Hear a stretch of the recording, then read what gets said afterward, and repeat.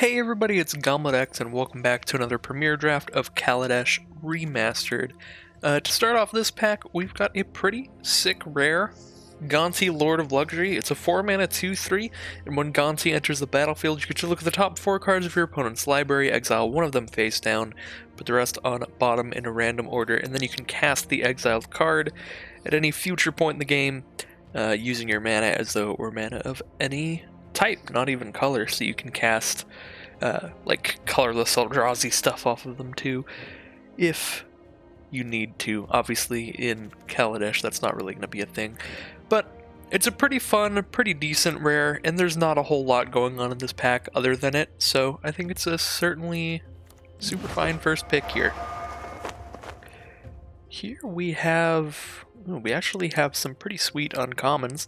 Whirler Virtuoso is just great in an energy deck. 1 a blue and a red for a 2/3 that enters with 3 energy, and you can pay 3 energy to create a 1/1 colorless Thopter with flying.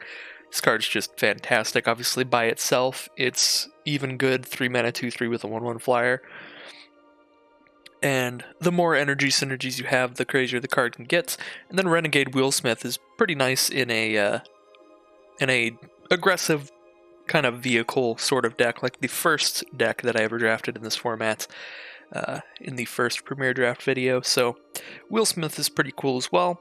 As for the commons, there's not anything super exciting here, so I don't feel super inclined to take one of those, even if they are just a single color, so they don't lock me into 2 colors or anything. I think I'm going to go with the Whirler Virtuoso out of that pick, even though it's highly unlikely that we're going to play a deck that has both Gonti and Whirler Virtuoso in it, because black, blue, red is a pretty weird color combination for this format, and we'd want to have a lot of mana fixing to do that, because both of these cards require 2 specific colored mana symbols, obviously double black for Gonti and blue and red for Whirler Virtuoso. So here we have Whir of Invention. That's definitely more of a constructed card than anything else, but I mean, it could be mildly playable in limited in the right deck, but it's definitely not something that you just like randomly pick and try to make work. Just, you know, if you saw this really late in the pack and you already had tons of like cheap artifacts, like maybe if you have Pacification Array, this isn't that bad. You know, 4 mana to just search your deck for Pacification Array and put it into play. That's definitely not the worst. I think I'm just going to take the basic powerful removal spell here, Daring Demolition, and it would go into our deck with a Gonti in it. Not missing out on a whole lot there, but War of Invention is definitely a cool card. Certainly a card I'm going to play a lot in Constructed. Here, what do we have? In black, we just have a Foundry Screecher. A pretty average, kind of mediocre card. Definitely can go into your deck, but nothing I like to pick super highly. There's a Prophetic Prism for mana fixing. It seems like white has some of the best cards in this pack. I guess Skyskiff is pretty great as well. That can go into basically any deck. This card's just good because it's a cheap evasive creature and the crew cost is only 1, so it's really easy to get activated. Hunt the Weak is a decent green card as well. I think I want to take one of these white cards here between Gearshift Ace and Servo Exhibition. 2/1 First Strike that gives vehicles First Strike, or 2 1/1 servos. I guess I'm going to go with the Gearshift Ace here. Alright, what do we have out of this pack? Not a ton. We got a good red removal spell in Chandra's Revolution, and then some average common creatures. We got Kujar Seed Sculptor. It's a 2 mana 2/3 by itself, or it buffs up whatever creature you want. So maybe my opponent doesn't have any flyers and I want to buff up a Thopter token or something, I can do that. So that's pretty nice. Aether Inspector's fine. Alley Strangler, Thriving Turtle. Bunch of okay cards here. Kind of want to take Chandra's Revolution here. Thriving Turtle might be okay as well. If I'm trying to pivot back into the Whirler Virtuoso deck, just getting as many like thriving cards that produce energy could be good. But I'm going to take Chandra's Revolution there. And black is seeming decently open, so I think I might be able to stick with my Gonti and Daring Demolition here, because I kind of want to take Live Fast out of this pack. There are decent blue cards here, Hinterland Drake and Illusionist's Stratagem. Both of these can be fine. but I feel like I'm already leaning more towards having a little bit of a basis for a black deck than trying to really go in an Whirler Virtuoso, unfortunately, as cool as that card is. And for the same reason, I'm just going to start scooping up the decent black cards here.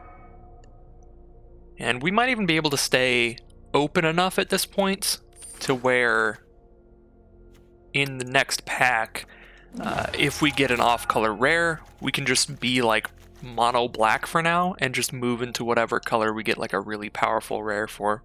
So the rest of these picks are going to be pretty self-explanatory. It's just like what is, in my opinion, the best black card in each pack. That was an unfortunate pick there. Fenhauler is the kind of card you only really want one of in your deck because it is very expensive. So the pick between Fenhauler and the Menace creature, I picked Fenhauler because I think it has definitely a bigger impact on the game overall. 3 mana 2/3 Menace is just pretty bland, but if I knew I was immediately going to get a second Fenhauler, I should have just taken the 2/3 Menace first. Or I suppose I would have just taken the 2/3 Menace first. Alright, so let's see what we open up in our next pack. I think literally like any powerful rare, like regardless of color, I'd be excited about. Because as I said before, worst case scenario, push come to shove, we can just cut these 3 cards and then we are black and our second color can be whatever we open up. So yeah, I am hoping for a powerful rare mythic. That is the one thing. Would suck to just get like the Lost Legacy or whatever, kind of exile a specific card from your opponent's deck. Just stuff that's really only made for constructed, maybe another Whir of Invention, something like that. But there are some really powerful uncommons as well. That would be okay. Oof. That is sad. I mean, Dark Intimations is blue, black, and red, so potentially if I get a lot of mana fixing, I could try to make the Grixis deck, but I don't think this card is, like, that powerful. Each opponent sacrifices a creature, Planeswalker then discards a card, and you get to return one from your graveyard to your hand, then draw a card. My problem with this card is this format has tons of servos and thopters and stuff, so it just really does not feel like it's going to, on average, have a huge impact, because it's very easy to have your opponent just sacrifice a servo and discard a land. And then you're really only using it for the part where you return a creature and draw a card, and that is not worth the 5 mana, so I don't know. I could take another white card here, because there's not a lot going on in blue, red, or black. I could just take a Revoke Privileges. Go with my Gear Shift Ace, I guess. I don't know if Skywheeler's Shot is better than Revoke Privileges. I feel like probably not, but maybe it is. Still not super confident on the little card evaluations between cards that fill a very similar role. So Revoke Privileges can shut down any creature it enchants, but if my opponent has artifact or enchantment-based removal, they could destroy it, whereas Skywheeler's Shot only kills creatures with power 3 or greater, but it scries one, so very, very close on that pick there. I think now I'll take another Daring Demolition just because we are much more committed to black than white, and they fill a very similar role as just good removal spells. I kind of like Self-Assembler here. If you've seen any of my other drafts, you know how much I love Self-Assembler. It is just a fantastic way for any deck that you draft to find a way to end the game. Like, just when you hit turn 5, just repeatedly playing multiple 4/4s is definitely a way to end the game. So Self-Assembler is a card I definitely like a lot, especially if I can get like 3 of them. That is the magic number, but even with 2, I've run them several times. I think here's going to be pretty easy. Defiant Salvager. We are taking it over Propeller Pioneer, but it's possible I could even just stay taking enough like black and colorless cards that I'm still open in pack 3. So I kind of want to see if that can happen. And yeah, I mean, black is seeming I guess it's pick 5, so it's not that late in the draft, but Fatal Push is very efficient removal. 1 mana to destroy a creature with converted mana cost 2 or less, or if one of your cards left the battlefield this turn, destroy a creature that has converted mana cost 4 or less, which is almost anything. Very good, very efficient removal. Instant speed as well, pretty fantastic. I'm definitely going to cut Universal Solvent at this point, I think. Die Young, another cheap, great removal spell. Shrewd Negotiations, probably the best off-color card here. Yeah, it doesn't seem particularly close. A lot of these cards are mediocre. So Shrewd Negotiations, interesting. Suppose we could pick that up, but Die Young is a pretty good card, and we're 100% going to play that. So, again, fine with that choice. Alright, now we don't have any black cards. We do have Tezzeret's Touch for blue-black. We can turn one of our artifacts into a 5/5, and then when it dies, we get Tezzeret's Touch back to our hand, so we can just do it again. I guess that could be good with a lot of servos, just making sure you always have some kind of mediocre artifact on the board to keep turning into a 5/5. Could be interesting. I think I'll take it. I mean, I'm not missing a whole lot here. That might be fun if we do end up blue-black. Could take a Renegade map. That will mana fix no matter what colors we are. I haven't liked Implement of Malice. I haven't cast it a single time, but anytime my opponent uses this against me, I'm almost always just discarding a land, in which case it feels like they've just spent 3 mana to have me discard 1 card and then draw 1 card. It just doesn't seem that great, so I'm just going to take another Subtle Strike there. But Sky Skiff was also worth mentioning. Sky Skiff is a pretty great, pretty efficient vehicle, but I don't have a lot of early creatures to like crew stuff, or a lot of servos, really. I don't think I have any at this point. So Fortuitous Find or Alley Strangler. I guess I'll take an Alley Strangler.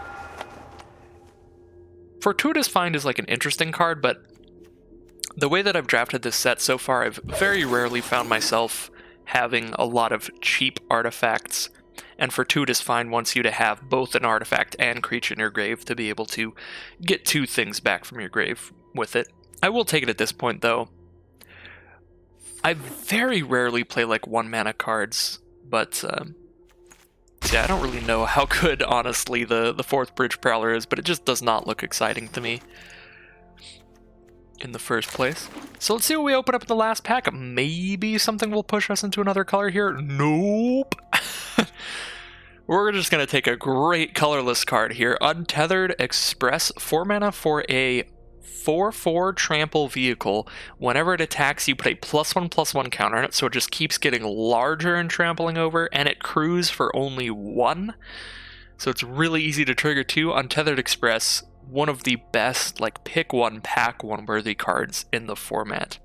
We're not missing out on a lot here. There's another Die Young, that would be okay. There's a Greenbelt Rampager.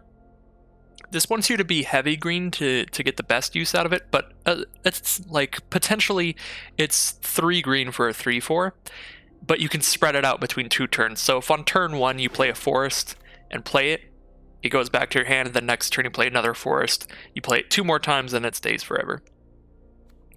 So we have SRAM's Expertise. Get 3 Cerbos and cast a spell with Guru that costs 3 or less from your hand without paying its mana cost.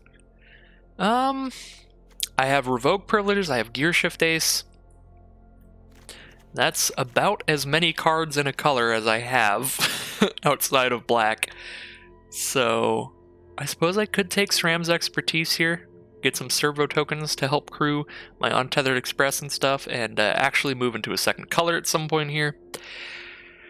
Alternatively, I could take my second Self-Assembler. That would be okay. I think I will take SRAM's Expertise, though. It's just a cool card, and it's a rare. So now we have Sky Skiff or Key to the City. I think I'm going to take Key to the City. This is a good way to get through board stalls, and board stalls can definitely happen in this format. There are lots of cards that create lots of little creature tokens to muck up the board. And this allows you to give one of your creatures unblockable by discarding a card, and then when it untaps, you get to redraw that card for 2 mana. You're just drawing another card at a later point in the game. So even if you're not trying to kill your opponent with an unblockable creature, it still can be used as a way to slowly loot your cards away. Like, in the late game, if you're just top decking a bunch of lands, now you just start discarding them and redrawing better cards. So Scrap Trawler is a really fun card. This is a card I'm absolutely going to play all the time in Historic Brawl, because I absolutely love artifact decks, combo decks, stuff like that. Those are just the kind of commanders I love. Tezzeret, Joyra, all that stuff. However, as cool as that is, and it seems pretty decent in draft as well if you have a lot of artifacts, Fairgrounds Warden is just fantastic. 3 mana for a 1/3, and you exile a creature an opponent controls till it leaves the battlefield. Just really good to have removal and a creature in an all-in-one package at only 3 mana. That is a pretty sick card. Oh, no! Wow, I wish I had picked up some Prophetic Prisms or Renegade maps earlier, because Tezzeret the Schemer is a super cool card, and Tezzeret is one of my favorite Planeswalkers, maybe my second favorite, behind Nicol Bolas. Of course, I'm not referring to this card exactly, I'm just referring to Tezzeret the character.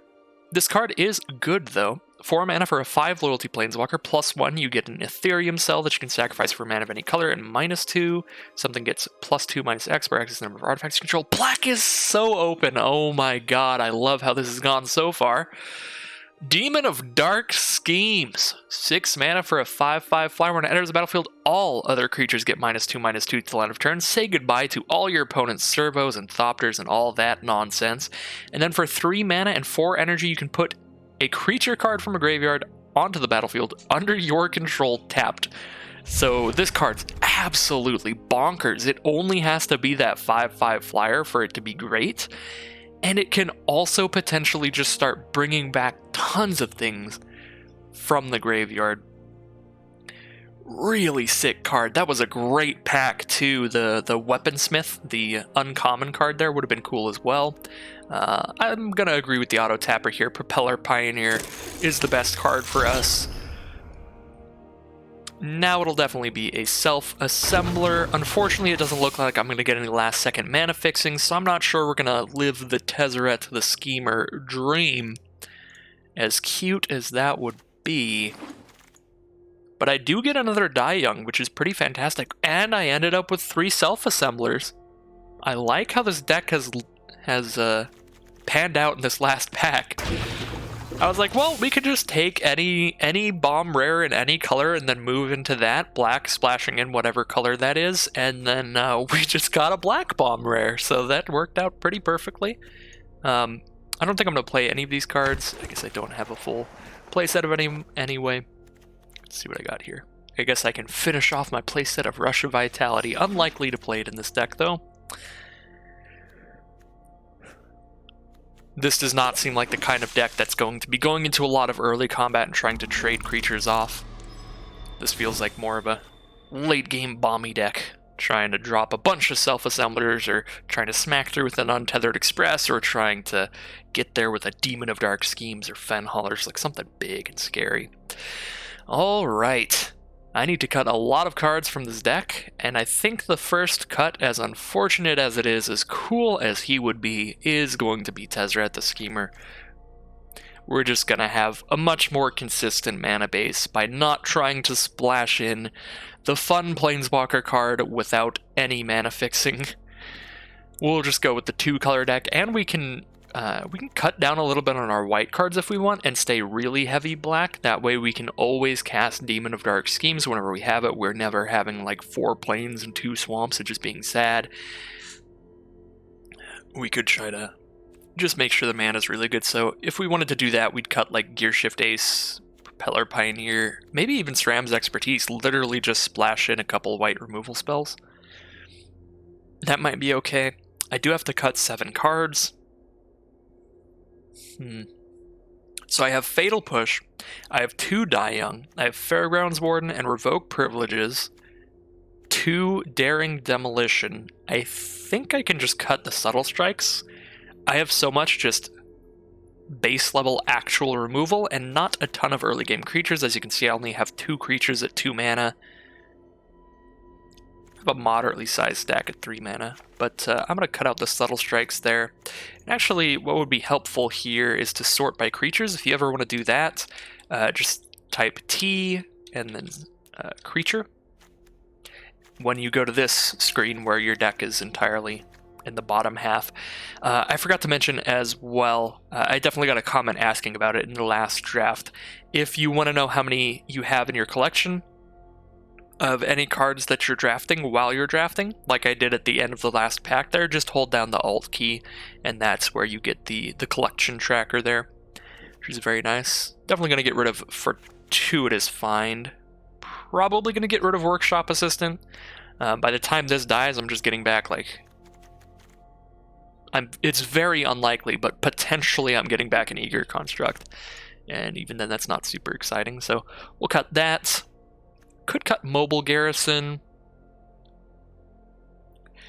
Don't feel like I'm really needing to, like, get aggro with a nice little 3-4 vehicle. 2 cards left to cut. I could cut 1 Fenhuller. I actually have a lot going on at my high mana costs now. I got 3 Self-Assembler, Demon of Darkskins, and Fenhuller. I think that's good. I don't want the 2, but I think still having 1 Fenhuller is fine with me. 1 more card to cut before this deck is all ready to go. I feel like my creatures are pretty mediocre, but that's okay because my high-cost creatures are pretty great. It's just the early game I'm a little worried about, but obviously we're going to try to just survive off of our removal in the early game, just die young, whatever they're pressuring us with, or Fatal Push it, or Revoke Privileges it. All these great cards. This might... I was going to say this might not be a Key to the City deck, but at the same time, while this wouldn't... I feel like this wouldn't often be using the Key to the City to try to break through with unblockability. I could definitely use the looting ability to try to draw into my more bomby cards. I feel like I probably cut a white card here. Maybe I even cut SRAM's Expertise, because it's my only double white card, and then I can go pretty low on my planes count. I don't know if that's right, though. This card is really weird to evaluate. 4 mana for 3 1/1s. Yeah. You do get to cast something that's cheaper than it for free. But in Limited, the odds of just having like another card that you haven't curved out is not like super high. I suppose if you do, though, like if you end up with a hand where you have, you know, Eager Construct, 2 Defiant Salvager, and a SRAM's Expertise, the curve of Eager Construct into Defiant Salvager into SRAM's Expertise and Defiant Salvager is pretty nutso. So yeah, the potential SRAM's Expertise is kind of coin flippy, but if you do have that additional card at 3 or less mana, you can really curve out and have a ton of things on the board very quickly. I don't know why this cut is so difficult to me. I feel like I don't want to cut any creatures. I've got 1, 2, 3, 4, 5, 6, 7, 8, 9, 10, 11, 12, 13, 14. Yeah, I only got 14 creatures. I don't think I want to cut any of those. That seems like a fine number. And then just my non-creature spells are all so good. It's literally all removal, except for Untethered Express, which is just nuts, SRAM's Expertise, which is a fun rare, and Key to the City, which seems like a good card draw engine. Plus it combos with like self-assemblers. If I get into the late game and the self-assemblers aren't getting in, giving them unblockable is going to be great with them. I suppose I'm going to cut... Oh my god, imagine crewing Untethered Express with Gearshift Ace and giving it first strike. Okay, alright, I'm just gonna cut SRAM's Expertise. That's gotta be wrong, though. I don't know. It's a cool card, but I love everything else in here so much. I guess my weakest card's like probably Alley Strangler, but again, I feel like I don't have a ton of creatures. You know what? We're cutting Alley Strangler. Just gonna go back to my gut choice there. And actually, I've got 1, 2, 3, 4, 5. I only got 5 white spells. I think I can cut 1 more plains, put in 1 more swamp. I could definitely do that if I didn't have Stram's Expertise in here, because Stram's Expertise is double white, but the rest of them all just cost a single white symbol. So I think this deck looks really fun. I just have black-white, great removal, and if I could Demon of Dark Schemes in one game, that should be potentially quite fun. So this hand's pretty awkward. We're definitely hoping that my opponent doesn't curve out on us, but other than that, like, the individual cards in here are all pretty powerful, pretty good. But I could definitely see myself just dying before I really get to cast anything here if my opponent's got a great aggressive deck, especially one with like some thriving rhinos or something.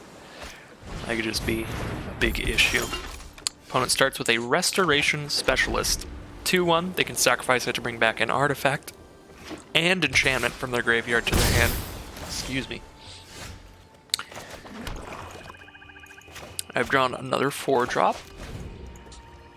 That is the one thing about cutting the Alley Strangler, is that my curve does get a little more awkward. I have a lot at 4 mana.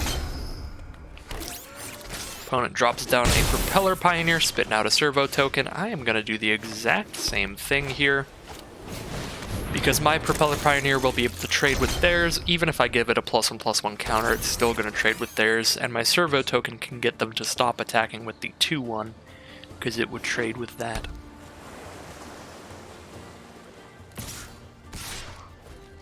They are sending in their Propeller Pioneer and their Servo. I'm just going to block the Pioneer. Don't feel the need to trade with the Servo, because if I play any creature in the future, I can just block the Servo token without losing a creature.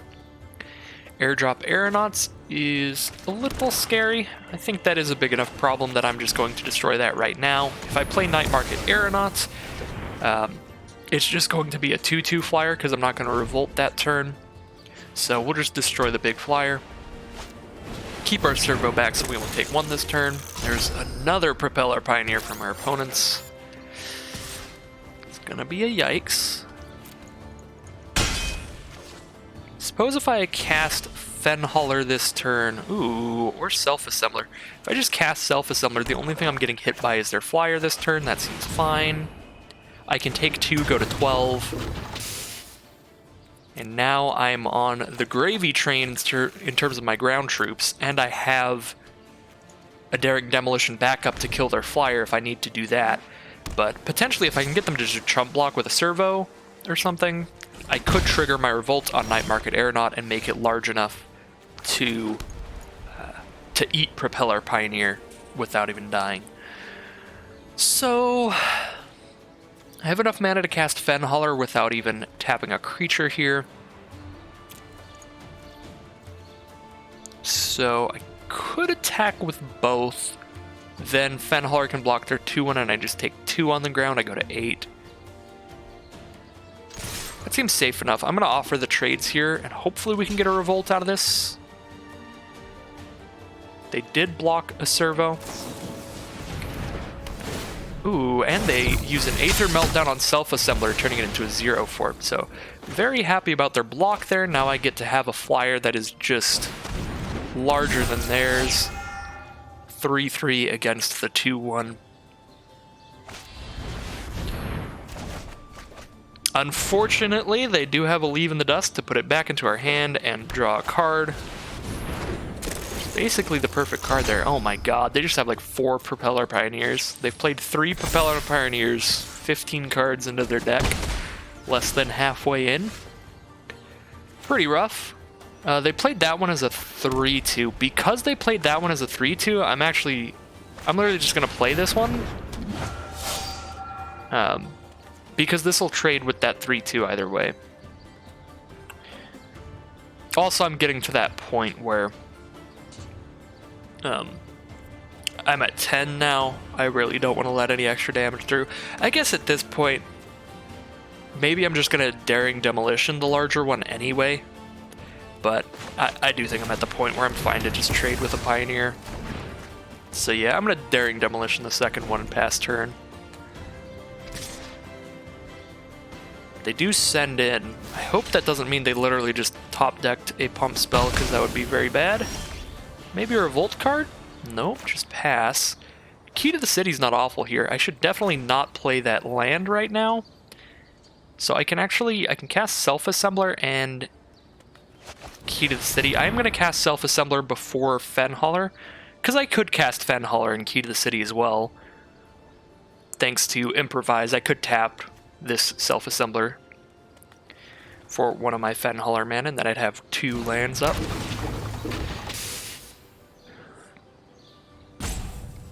But I want to draw my extra Self-Assemblers as soon as possible.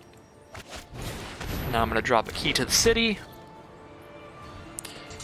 Save this land in my hand so I can use it to draw a card and pass the turn. And I'm not super concerned with actually getting unblockability when their only creatures are a 2/1 and a 1/1. So I'm going to use the key right now just so I can draw a card immediately next turn. By paying 2. Let us pick up a sick draw, please. Ooh, they scoop them up. I guess they do not like the amount of value that we're getting off of Self-Assembler plus Key to the City. But I think it was pretty nice. We got 3 4/4s essentially out of that one card, and then Key to the City was going to draw a card right there, draw another card next turn. We were certainly on the gravy train. We were on the value train that game. And unfortunately, my arena is not having it. It's just going to give me that waiting for server. There we go. Let's head into our next round with our black with a little bit of white Gonti deck. I kind of totally forgot that I pick one, packed one to Gonti, because I got so excited about playing a Demon of Dark Schemes that I totally forgot. We have a Gonti we can play as well, and that could be pretty fun too. I like this hand quite a bit. It's got a curve no matter what our 4th land is. If we draw a 4th land, an Eager Construct helps us get there by scrying 1. Does give our opponent a scry as well, but we need 2 drops. It's certainly a good card if you just need 2 mana cards. Wow. We have got the setup in the future here. So that is a 5th land. Everything in my hand costs 4 mana. Maximum, I'm going to dump that on the bottom. That will be mildly awkward if we just immediately draw into a, what is it called? Self-assembler or something. But we've got plenty of time before we're going to need any more mana, even if we do draw into one of those, because I've got plenty of 4-drops. I've got 3 turns worth of 4-drops. So, Aether Chaser coming in hard. This is one of the best red commons, definitely the best red common creature. Just the 2/1 first strike that gets value whenever it attacks is just really hard to stop. And we did draw our 5th land just immediately, so that makes me feel very happy about scrying the other land at the bottom, because now we're only 1 mana away from being able to cast everything in our deck. Fenholler does cost 7, but we could tap Eager Construct to help cast it. So I could have sacrificed Eager Construct to turn Defiant Salvager into a 3/3 so that they couldn't keep attacking me with Aether Chaser. The problem with that is if they have a single Welding Sparks, then I just get 2 for 1 really hardcore. Then I've lost my Eager Construct and my Defiant Salvager, and all they had to do was play 1 Welding Sparks style removal spell. Whereas alternatively, I could double block Aether Chaser and they can only kill one of them. But in that case scenario, they'll definitely kill the Defiant Salvager, and I'm about to make a bunch of tokens off of Stram's expertise, potentially, to make Defiant Salvager larger. So I think I'll just take the 2. I'm actually very surprised they didn't choose to attack with the Thriving Rhino there. I suppose I did have 4 power up that would stop them, because Thriving Rhino would just turn into a 3/4. So never mind. My opponent is just a little smarter than me. They got there a little before me. Fortunately, no 3-drops to get any extra value out of Stram's expertise, so maybe I even just want to play Propeller Pioneer. Turn Salvage into a 3/3, so they can't really attack with the Aether Chaser, and then I have a 2/1 flyer out. Guess the issue with that is this Aether Torch Renegade. They spend 2 energy to do 1 damage to a creature. they can just shoot the Propeller Pioneer if I choose to make a servo. So that's not great. Yeah, I suppose in that case, if I'm playing SRAM's Expertise, I'm just making Salvager bigger. I guess I'm actually just playing Gonti here, because I'm not a huge fan of either of those ideas. And here's the Welding Sparks. Oh my god, I'm glad to put those on bottom.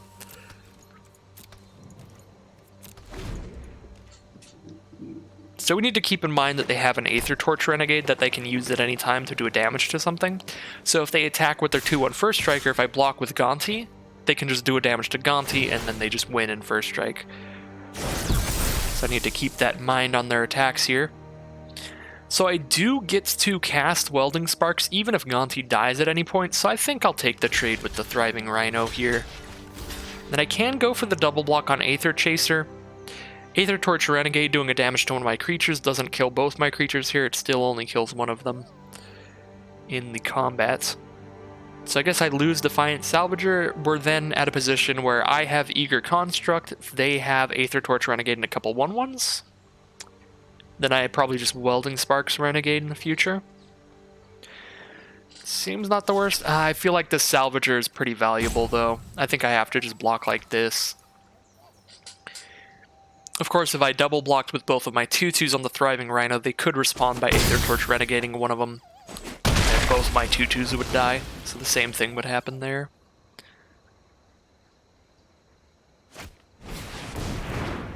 Untethered Express. Oh, that's an issue. That is an issue. That's not where we wanted to see Untethered Express. We wanted to cast it ourselves. So, without...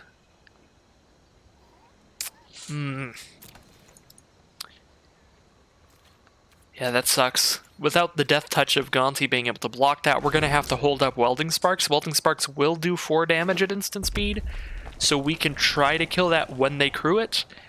If they have a pump spell or anything to give hexproof indestructible till end of turn, we're going to be in a world of hurt as the Pain Train comes in, smashing us for a lot of damage.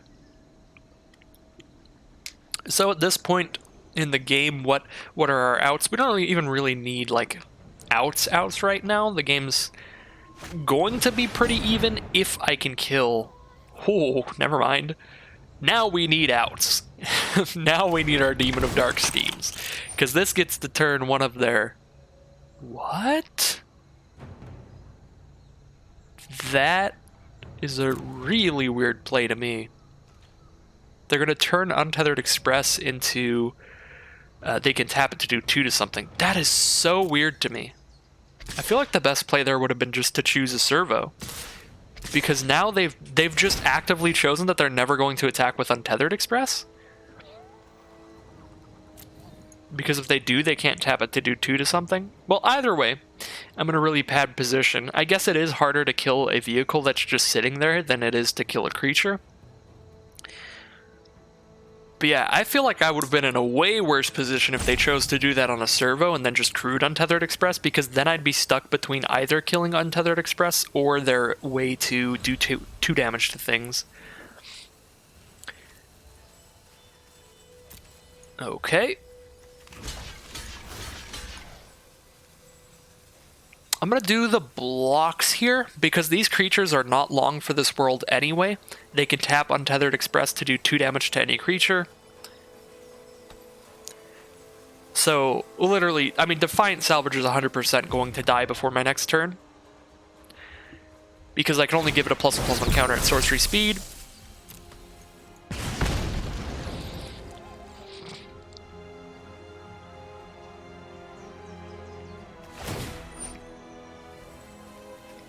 I guess I could kill Quicksmith Rebel to get rid of that damage ability, but I couldn't do that before they damaged my Defiant Salvager anyway. So yeah, I'm losing a creature here regardless. The block may have been a little bit loose because I didn't have to lose both creatures. But now we have them in a position where they're out of energy, at least. So we know Aether Torch Renegade doesn't get to shoot anything this turn, so SRAM's Expertise could actually give me blockers for a little while. I still really don't want a Welding Sparks Quicksmith Rebel, because then Untethered Express is just getting in there, and that is just the worst. That is just the absolute worst. Yeah, I'm just gonna go to my turn. I feel like our Demon of Dark Schemes is our only real solution to this situation.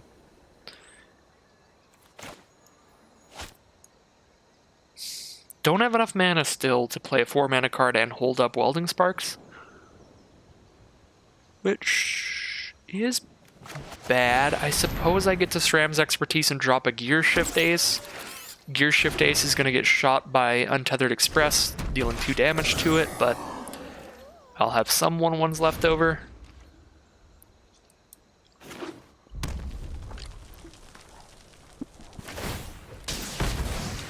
Yep.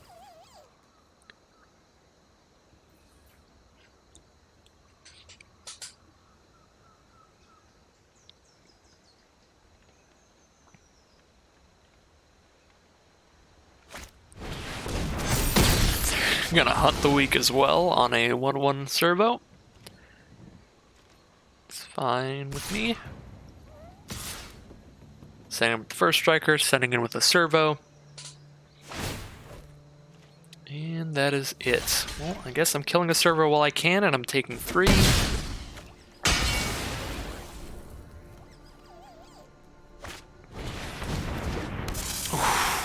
Yeah, Demon of Dark Schemes at any point here is going to be so groovy. I do have enough mana to... Oh wait, no I don't. I have 7, not 8. Ah, I almost have enough mana to Self-Assembler and hold up Welding Sparks. At the very least, Self-Assembler is 4 toughness, so it doesn't just immediately die to Untethered Express dealing 2 damage to it. However, it does immediately die if they just crew Untethered Express. So that's the whole reason, like, sure, any turn here I could have killed Quicksmith Rebel to stop them from shooting things for 2 damage, but the alternative is now they're attacking me with a 5/5 trample, and then a 6/6 trample, and then a 7/7 trample. I almost feel like they're doing less damage to me by choosing to do 2 damage to my creatures than they would have by sending in with a giant trampler. So that's why I'm avoiding killing Quicksmith Rebel right now. I think I would actually be in a worse position if I were trying to do that. I cannot block the first striker well, because if I do, they obviously do 2 damage to my Self-Assembler.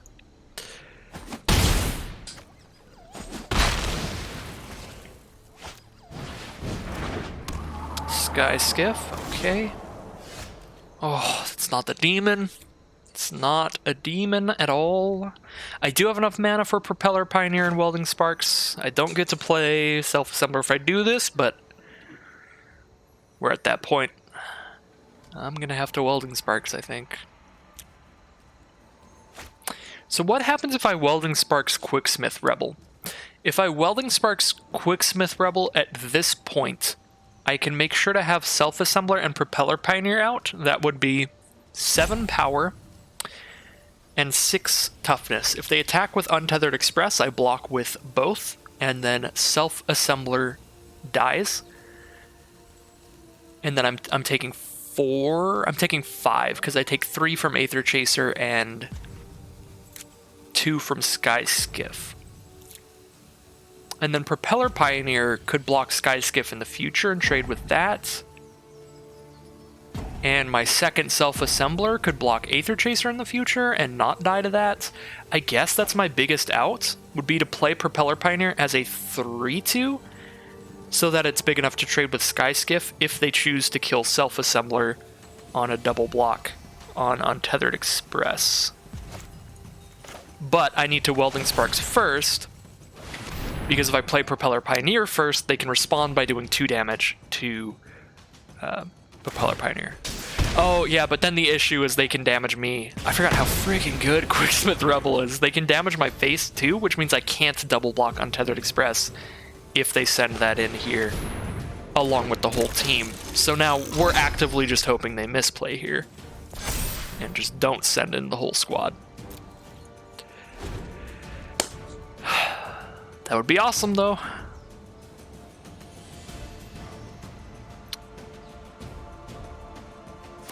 Maybe they just crew the flyer and that's it. If they crew the flyer and the express, I'm in such a world of hurt. Yeah. So I go to 2, deal with Untethered Express. Yeah, I totally forgot, because they're crewing those vehicles, they can only attack with 2 creatures this turn. So never mind about the whole the whole potential not attacking with everything. They can't attack with everything because these aren't creatures till they tap the other 2. So yeah, I double blocked there. If they had no cards in hand until they drew here, so if they top decked, they top decked, and we're dead. But if not, we have the potential to come back. We have to draw removal or a flyer, though. That is not either of those things, so scoop them up. That's a really big feel bad. I think that would have been a really cool game to come back from, and I think we were starting to get there. Just because, like, I don't know, I thought really long and hard about what possible way I would have to come back in that game, and then I tried to play to my outs, and then still just got destroyed. So that'll happen.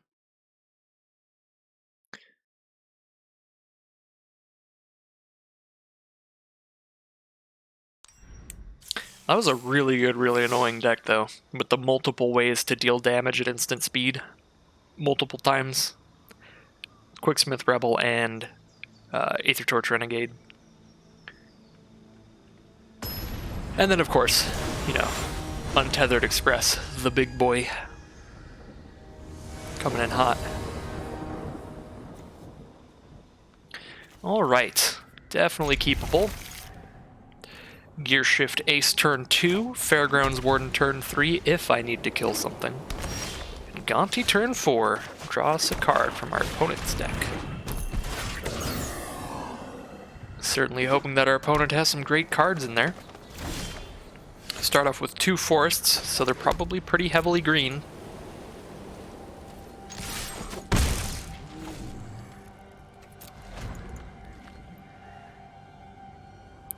Maybe we'll get like a Ridge Scale Tusker, that'd be sweet. 5 mana, 5/5, that puts a +1/+1 counter on all of our creatures when it comes into play. Turn 4 Gonti into turn 5 Ridge Scale Tusker. Be very legit. So I'm not going to Fairgrounds Warden this turn, even though I could to kill Thriving Rhino, because I do want to Gonti. I want to spin the wheel and see what they've got. Riparian Tiger, not bad. So they seem to be green-blue with a very heavy energy theme with multiple Sage of Shiloh's Claims and a Riparian Tiger. Every non-land card we've seen there gives them energy. So this Thriving Rhino is probably going to get really large if it stays on the battlefield. But luckily I have a Fairgrounds Warden as a backup if they have a way to kill Gonti, like a Malfunction or something. Malfunction would tap Gonti and leave him tapped. Or leave them tapped. I believe they're an Aetherborn. Yeah, they're an Aetherborn.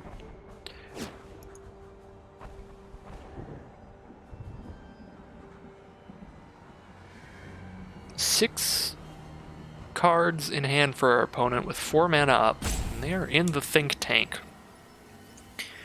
In a deck with a lot of energy, though, there are a lot of options in terms of how you want to acquire your energy and how you want to spend it.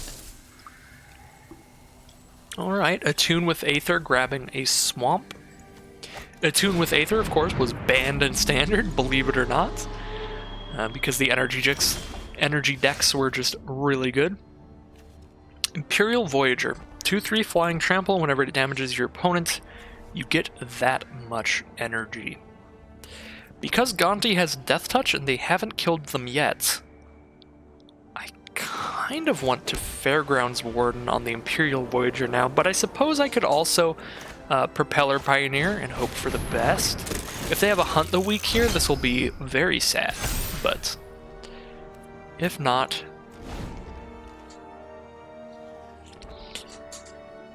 If not, I'm going to take that trade. Oh, is this just an instant speed pump spell then, instead? Still going to make them have it, definitely. I'm not going to let them just sit here and gain energy for free. They did have an instant speed pump spell. They get a lot of energy. They have 9 energy now. Luckily, most of the energy cards require attacking or tapping them to spend the energy. Die young. Alright, they could have done that either way. They didn't need all that million bonus energy, so it doesn't feel super bad. So I kind of...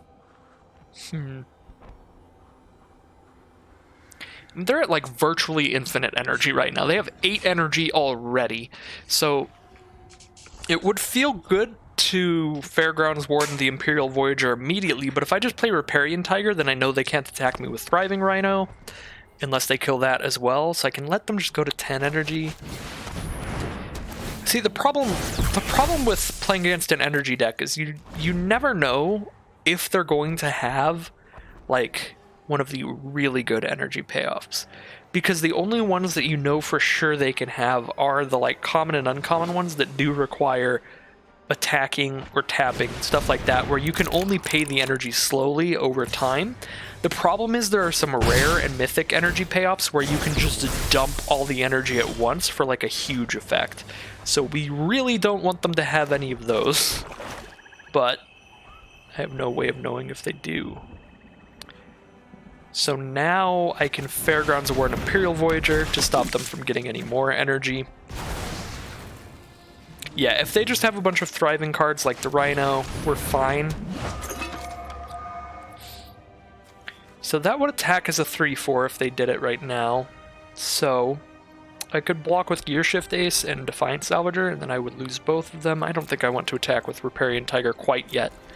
I'll attack with it next turn after I drop down a Self-Assembler, if their board state doesn't change much. Lifecrafter's Bestiary is a very good card for a long game of Magic. So, since they're not under, like, an astronomical amount of pressure, Bestiary could definitely take over this game, because every time they're casting a creature, they're drawing an additional card, and every turn they're scrying before they draw. It's a very easy way to make sure that you draw straight gas while your opponent is top decking blind. So I'm very worried about Lifecrafter's Bestiary just taking over this game. Like so, where I'm just going to draw lands and my opponent definitely won't. They're going to draw more than one card a turn and they're going to scry. So they're essentially looking at like the top 3 every turn. Okay, if I attack with Riparian Tiger, do I want to drop the energy in? If I don't, they can trade with just Pima Outrider or just Thriving Rhino, like they can just double block with their 3 toughness creatures. I think I'm going to attack and pay the energy in. I think I'm still not sacrificing anything to the Salvager though. I could sacrifice the Gear Shift Ace and then I'm sending in with Defiant Salvager as a 3-3. I could make the trade with Pima Outrider or Thriving Rhino.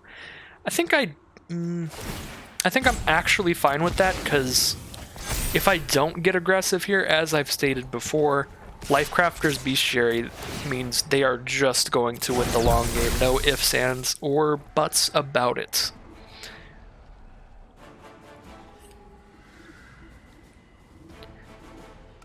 So I need to put pressure on and try to get them to not survive for a long game. We did get them down to 12 at least, and they don't have a ton of creatures out. They just have a 2-3 and a 1-1 now. They've scryed a card to the top. That is not a good sign. High Spire Artisan, drawing another card, and that blocks very well.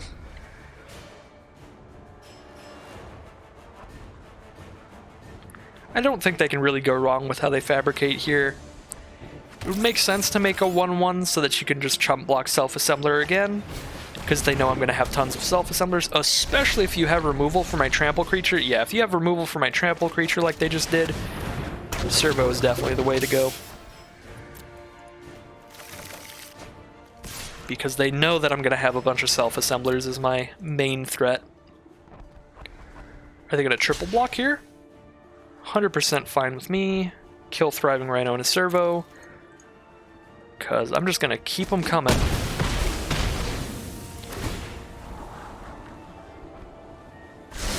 Another card to the top. Another creature means they draw another card. They've got another chump blocker. They have 3 power on the board. And that's it. Well, that's a good sign at least. With only 3 power on the board, Self-Assembler might not be trading with things this turn. They might just chump. And they could take it too to go to 8. Nope. Got naturalized. Not great. I don't believe I have any more. Nope. But I can look anyway for fun. And we'll drop a Defiant Salvager, which I'm just going to turn into a 3/3 right now. So it's slightly harder to kill. Not really going to matter because they have 13 energy. The only thing that would give it like -2/-2 would be Die Young. That gives you 2 energy, and then you give it -X/-X, where X is the number of energy you pay. So if they didn't have any energy in their mana pool, then sacrificing immediately would keep Defiant Salvager out of Die Young range. But Die Young range is 15 right now. Actually make that 17 now that they've played Riparian Tiger. So I'd need an 18/18 if I wanted something that would definitely survive a Die Young. So they have a 2-1 and a 1-1. They have enough power to trade with Defiant Salvager, which is not groovy. I can kill the 4/4 though, and then I guess I just have to send in with Self-Assembler. I cannot really afford to sacrifice Fairgrounds Warden and give them a 2/3 flying trample again. Yeah, because if I did that, they could just double block Self-Assembler with Sage and the 2/3. So I feel like I can't attack with Defiant Salvager here. I just can't afford to lose a creature. Especially Defiant Salvager, because Defiant Salvager makes draws like SRAM's Expertise actually live, whereas otherwise those would just be useless right now. Because, like, okay, then I get 1/1s to attack into their 0/3 and their 3/2 and stuff.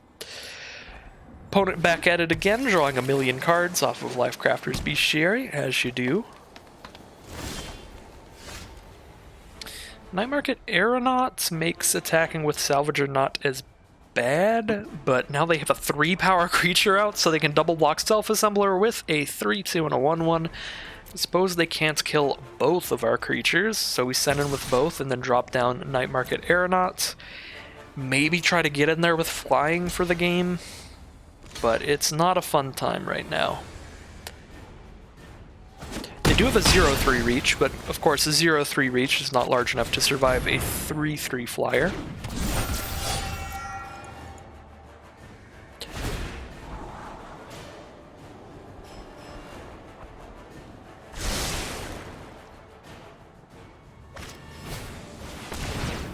Suppose, yeah, here's another scry, another card draw. Suppose this is another game where Demon of Dark Schemes would be sick right now. We would kill 3 of their creatures, they'd be down to just High Spire Artisan. And then we'd have 3 energy out from killing 3 of their creatures. As soon as they chump block, we'd have enough to return something from a grave. That would be just super, super nice. Do they have 20 energy now? They have 20 energy! I'm really happy for our opponent. That is the most energy I've ever seen so far in these drafts. Attacking with Self-Assembler is just bad right now. They just have so many blockers. At least I am getting there with the flyer a little bit. Another scry to the top. I'm surprised that we've somewhat kept the pressure on this long. I feel like I would have been in an insurmountable like board stall here at this point. But no, I have a Night Market Aeronaut, which is working for now. With a Glimmer of Genius to top it off. Let's see how many cards they've drawn over me. They only have 6 cards left in their library, and I have 19. They have 6 cards left. That's how many cards they've drawn. They've drawn 13 more cards than me out of their deck.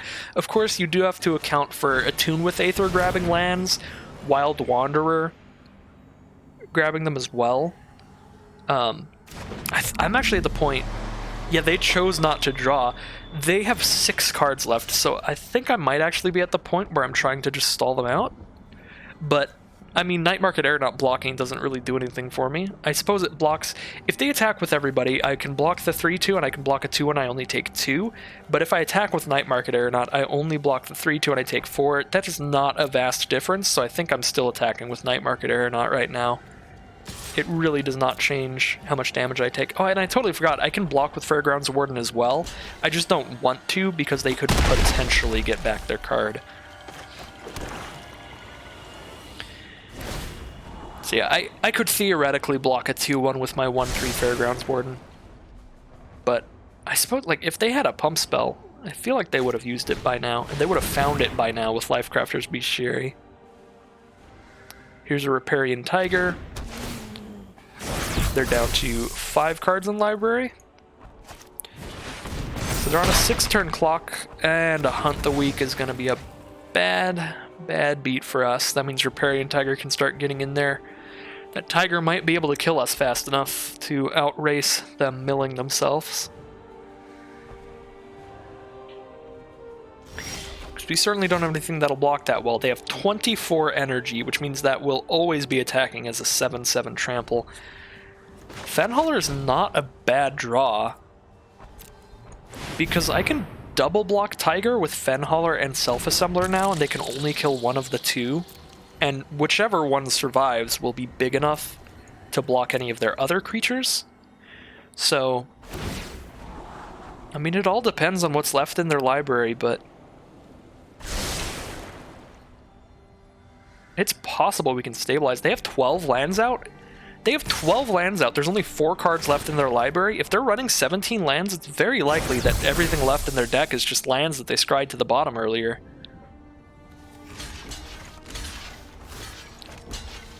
Just gonna go for it. Maximum blocks.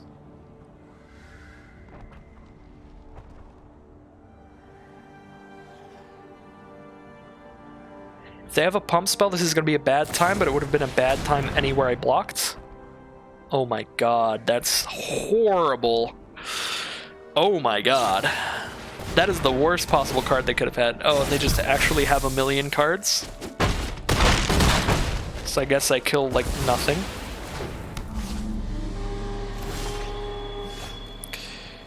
Well, that was an infuriating turn of events. Jesus Christ. Well, felt like I had a chance there till the last second, and then the double insane combat trick really blew me out. But I didn't have any other choice there. Like, I can't just sit there and not take the damage.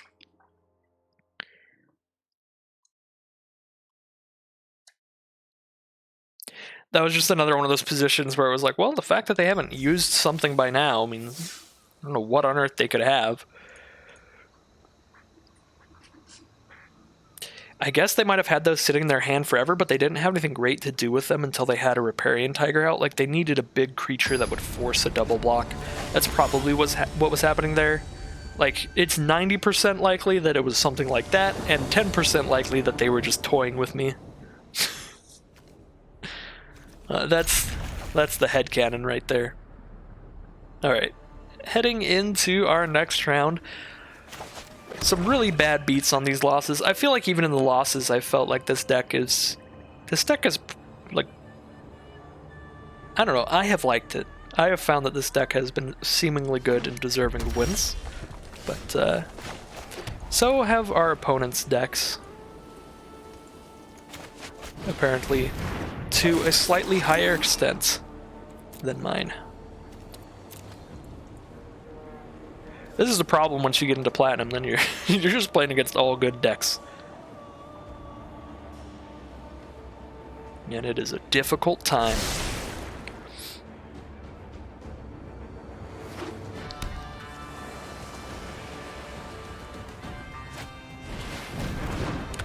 Glint Nest Crane. Picking up a Renegade map, not bad at all. I can drop my Defiant Salvager, or I can live fast. Because I already have a plan for my next couple turns, I don't really need to draw any more cards, because I can just Defiant Salvager now, and then I can Propeller Pioneer next turn. I don't think anything I draw is going to really change my turn 4 plan. I suppose if I live fasted into like SRAM's expertise, maybe I would do that instead of Propeller Pioneer, but I do like the idea of playing Propeller Pioneer as a 3-2 flyer against this 1-3 flyer. That is a card that could consistently get in here. Daring Demolition is the draw. Let's stick to the plan, 3-2 flyer here. There is an argument for plopping out a servo, because if I plop out a servo, I can sacrifice it to Salvager and just get in with that immediately, but I prefer having the bigger flyer than the bigger ground dude.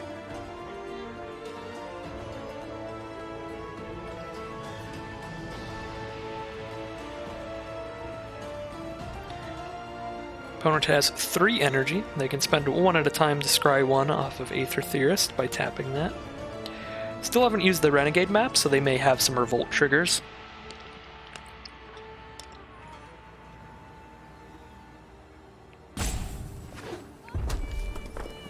Fourth land for our opponent, 3 mountains and an island. 5 cards in hand, and the clock is ticking.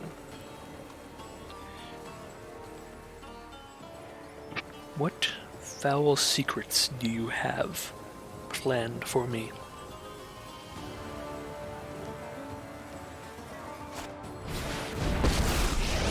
Oh! Chandra, Torch of Defiance. That is a way to lose a draft. That is a way to 1-3 a draft. I think it's happening. I think it's happening, team. I think we've 1-3'd. And a Metallic Mimic as well. Throw another rare on the stack just for gravy. Metallic Mimic choosing Bird, so all of their birds will come to play with a +1/+1 counter, so probably some more Glint Nest Crane type effects. We really just do not have action here. I can key the city to make sure I can hit Chandra, so that she can't -3 at least, but I can't deal lethal to Chandra, even if I sacrifice my entire team to Defiant Salvager.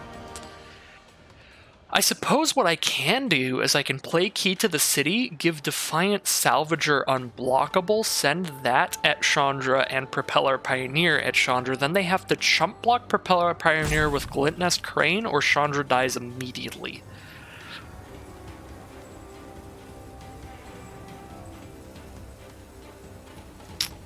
And then either way, if I sacrifice Eager Construct to Salvager, then either way, Chandra does not have enough to -3, and I can kill her next turn, because then she'd go to 3 counters maximum, and then I can just key to the city again. This doesn't feel great, because I think I'm going to discard Live Fast? I guess if I discard... I don't want to discard Daring Demolition, because then what if they have a good creature, but I'm hoping Chandra's just the bombiest thing they have right now. Yeah, screw it. I'm going to discard Daring Demolition, because I can actually just cast Live Fast right now. Sacrifice Eager Construct. Now, no matter what, Chandra goes to 2. And if they do not chump block with Glint Nest Crane, Chandra just dies.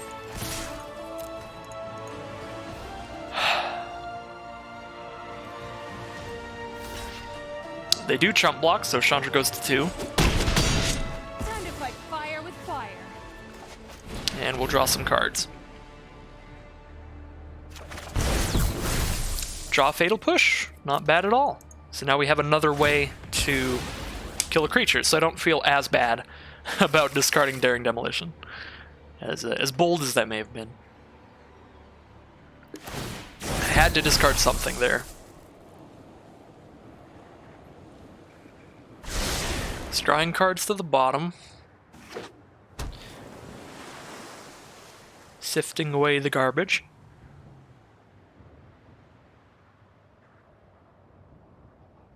They know I have Key to the City out, so there's... Unless they can kill Key to the City, they don't really have a way to make sure Chandra survives, even if they get a flyer.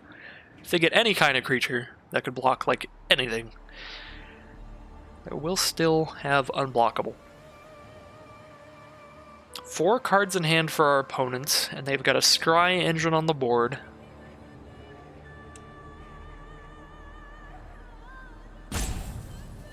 Man, imagine how sick Defiant Salvager would be if you could use it at instant speed instead of sorcery speed. So if they tried to destroy Key to the City, I could just eat it with the Defiant Salvager. That would be so cool.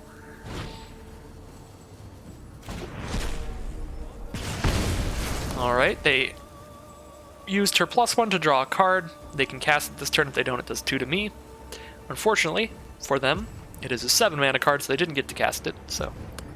Just did a couple damage to me instead of drawing a card. Definitely feels nice. Ice over to keep Defiant Salvager tapped, but Propeller Pioneer can get in if they can't kill it. If they can kill it, this is a real sad time. I'm gonna go ahead and pay that, draw another card here. Oh, Fairgrounds Warden. I don't think I'm casting that right now. I don't have anything I need to kill. And I have 6 mana, so I have enough to cast everything in my deck, because obviously my 1 7 mana card has Improvise, so I could tap Key to the City to cast it. So I'm actually going to use Key to the City right now, just in case they have like a Flash Flyer or something really weird. And because I'm going to draw the card off of it next turn. So either way, I'm going to end up using it at some point to discard that land, draw something else. Yeah, this card's pretty sweet. This Key to the City has been putting in work. Opponent has a Tezzeret's Ambition, drawing 3 cards, and because they control an artifact, they don't have to discard. I suppose I could have responded, yeah, I probably should have responded with Fatal Push there, because then I get them to discard a card, but I mean, the thing is, they just discard a land there. Probably not the craziest thing ever. I don't really need to Fatal Push this little 2/1. I think I still want to save that for something potentially scarier. We'll pay that. Draw Die Young. See, now I can just use Die Young on that, and then I get to have a bonus energy too. Just a backup. I just played a land. I just played a land when I could have drawn a card instead. Man, I can't put a little die on my deck on Arena to remember, like upkeep triggers and stuff. Don't play lands at this point in the game. That was a big punt. I could have drawn an extra card this turn, obviously, if I just discarded that land instead. Just instinctually kind of did that. Which could definitely matter, because my opponent is certainly drowning in value over there. Just drawing card upon card, scrying a bunch. So we need all the card advantage that we can get as well by drawing cards here. So like as small as that play looked, of just like, oh, I've just dropped down a land or whatever, that was actually a pretty large misplay here. That could cost me the game.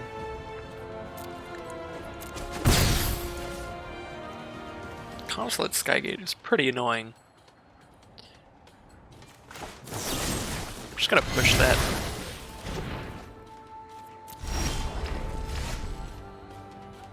Alright. We are not going to play the land. Well, what have we learned today? Do not play the land. Discard it to the Key to the City to draw another card. Aether Hub. Very nice. That was the promo card for the pre-order of the set. This card is really good. I expect to see this all over Historic. It was certainly all over Standard. Very beautiful artwork as well. Even the new promotional artwork is very nice. Ice over. Okay. Keep my Propeller Pioneer tapped now. If I draw my second Defiant Salvager, I'm kind of off to the races.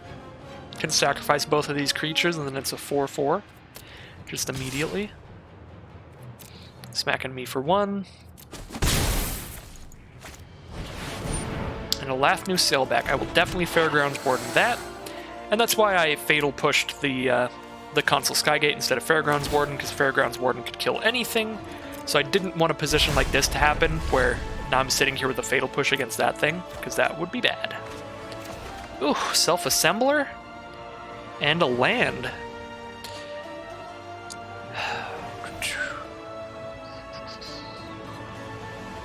If I Self-Assembler and then they just remove it, that's going to be a real bad time for me. If they remove Fairgrounds Warden, they at least can't attack with Sailback immediately. So it won't have haste or anything. We're going to play it a little slow here. A little safe. Next turn, we're definitely dropping a Self-Assembler, though. If I don't draw into something better, or if my opponent doesn't play something that needs immediate removal.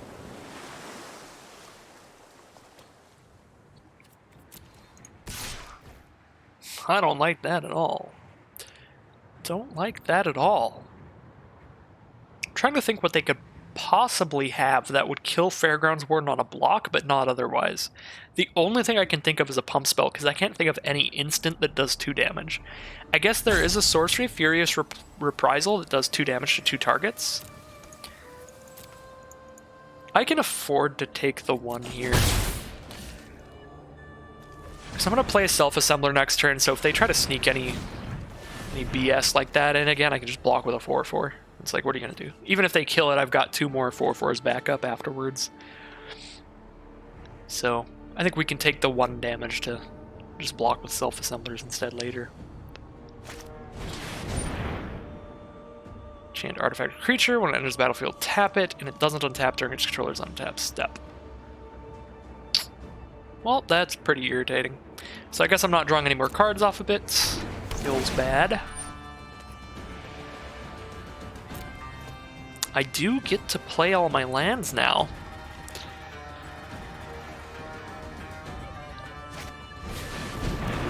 And I do Kara Peafowl, a 2/4. They can give it flying until end of turn for a blue. Defiant Salvage is a fantastic draw.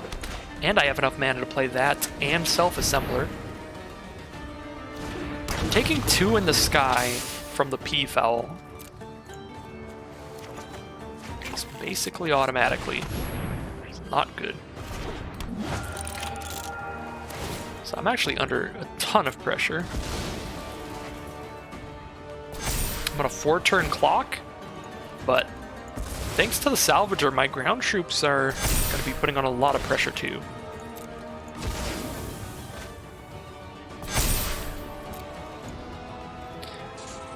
I think on board tricks, I'm winning the race. So I go to 5, then I attack with both. They block there, take 4, go to 10. Then I go to 3, then I attack with both, and they go to 1. And then I go to 1, and they die. So yeah, on board, I'm winning. So we're basically in a top deck war now. Which is not great. Of course, they did threaten a pump spell earlier, so with a pump spell, they are winning. Oh my god, a second one? Ah, disgusting. Okay. I do get to drop Self-Assembler, and Revoke Privileges was a fantastic draw.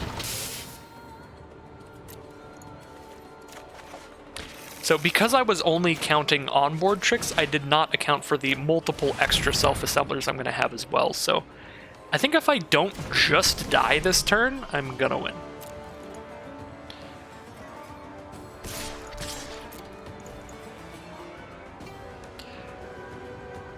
However, it is very possible that I do just die this next turn.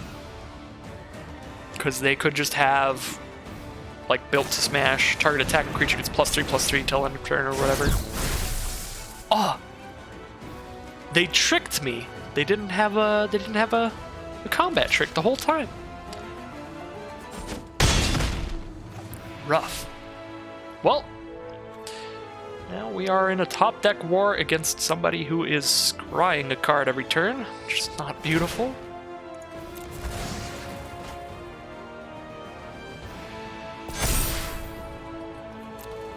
I'm still winning on board though.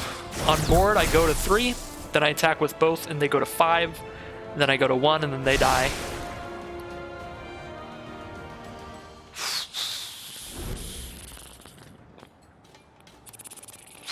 Let's see what's going on here. I am so shook right now. I fought off a Chandra this game. Come on, Arena. Come on.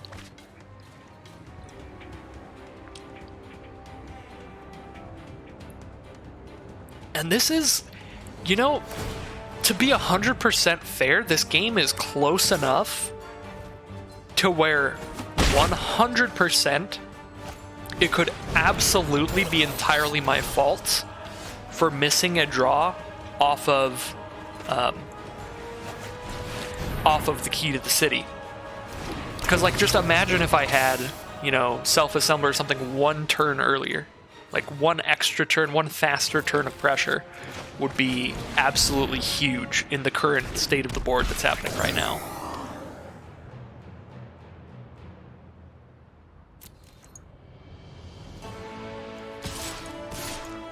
Okay, so I attack with both of these, right?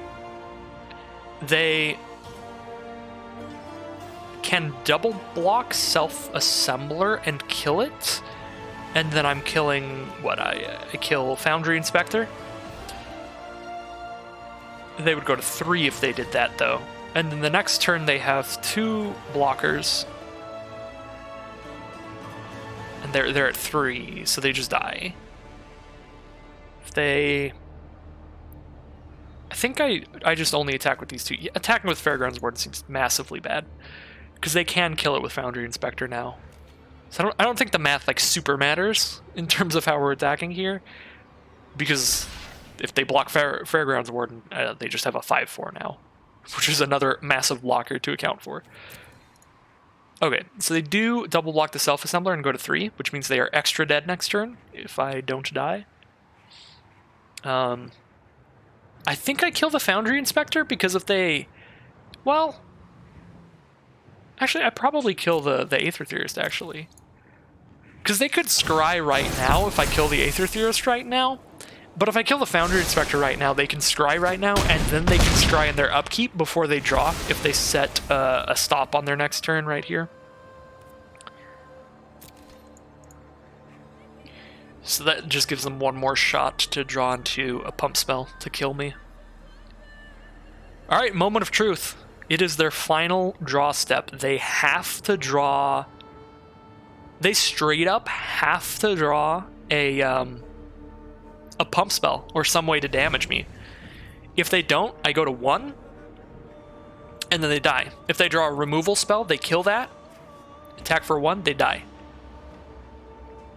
Well, that would be if they keep attacking me. If they choose not to attack here, I guess they can choose not to attack here if they draw a creature or a removal spell.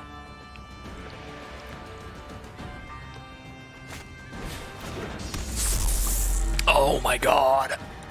Disgusting. If they attack, they're dead, though. Okay.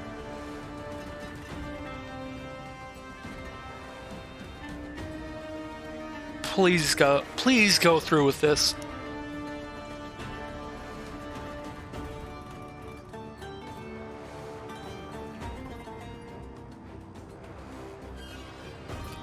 Please go through with this. They didn't. They didn't go through with it. They're not just dead. So they tap down one of my creatures. They tap down my 6/6. If they tap down my 6/6 and I attack with everybody, they have to... Ah, that's just terrible. They can go to 1, taking the Gear Shift Ace damage, and then they kill Fairgrounds Warden. Yeah, that's just awful. So I play Untethered Express. And at least the thing with Pacification Array is it doesn't make it so they just win, but it stops me from beating them. So that sucks.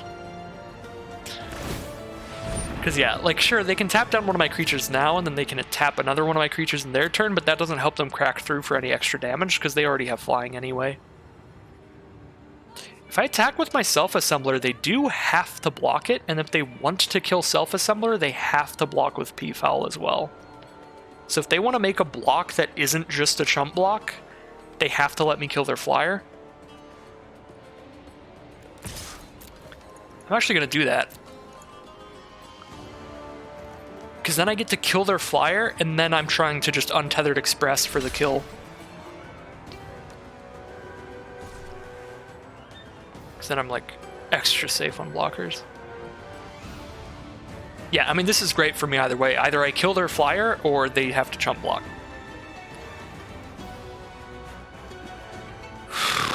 I am so nervous right now. This game could cost me the entire draft. I could just be 1-3 and out of it. Plus, if I win this game, then I successfully fought off a Chandra and won. If I win this game, I successfully fought off a Chandra and a Pacification Array and won. If you think about it.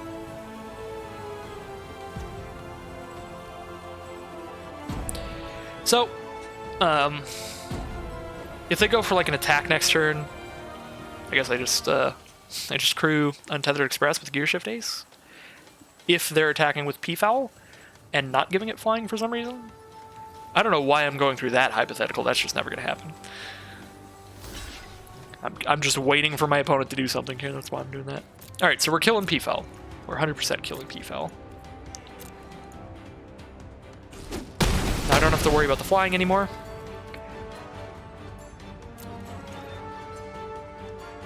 They're down to a 3-2 and a Pacification Array. We'll see what they draw.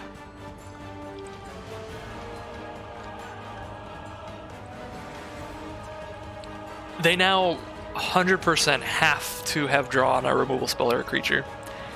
Because now I'm attacking with a 6-6 and a 5-5. And they can't block both with one Foundry Inspector.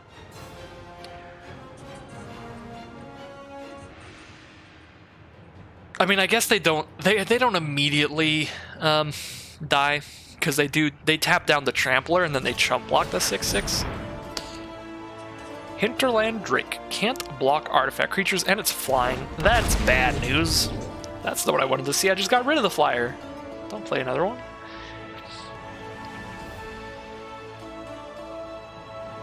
So I need to make sure that I have 2 blockers up for Foundry Inspector, because if I only have 1 blocker up, then I die, because they can tap down my only blocker. Hit me for lethal. Come on, let's draw something great. Oh, I'm going to have enough blockers, I can tell you that right now. Okay. So, if I crew Untethered Express, they can't even, they can't double block it, so I can just crew it with Fairgrounds Warden. Just can't double block it anyway. Hinterland Drake cannot block it because it is an artifact creature. So I go to combat.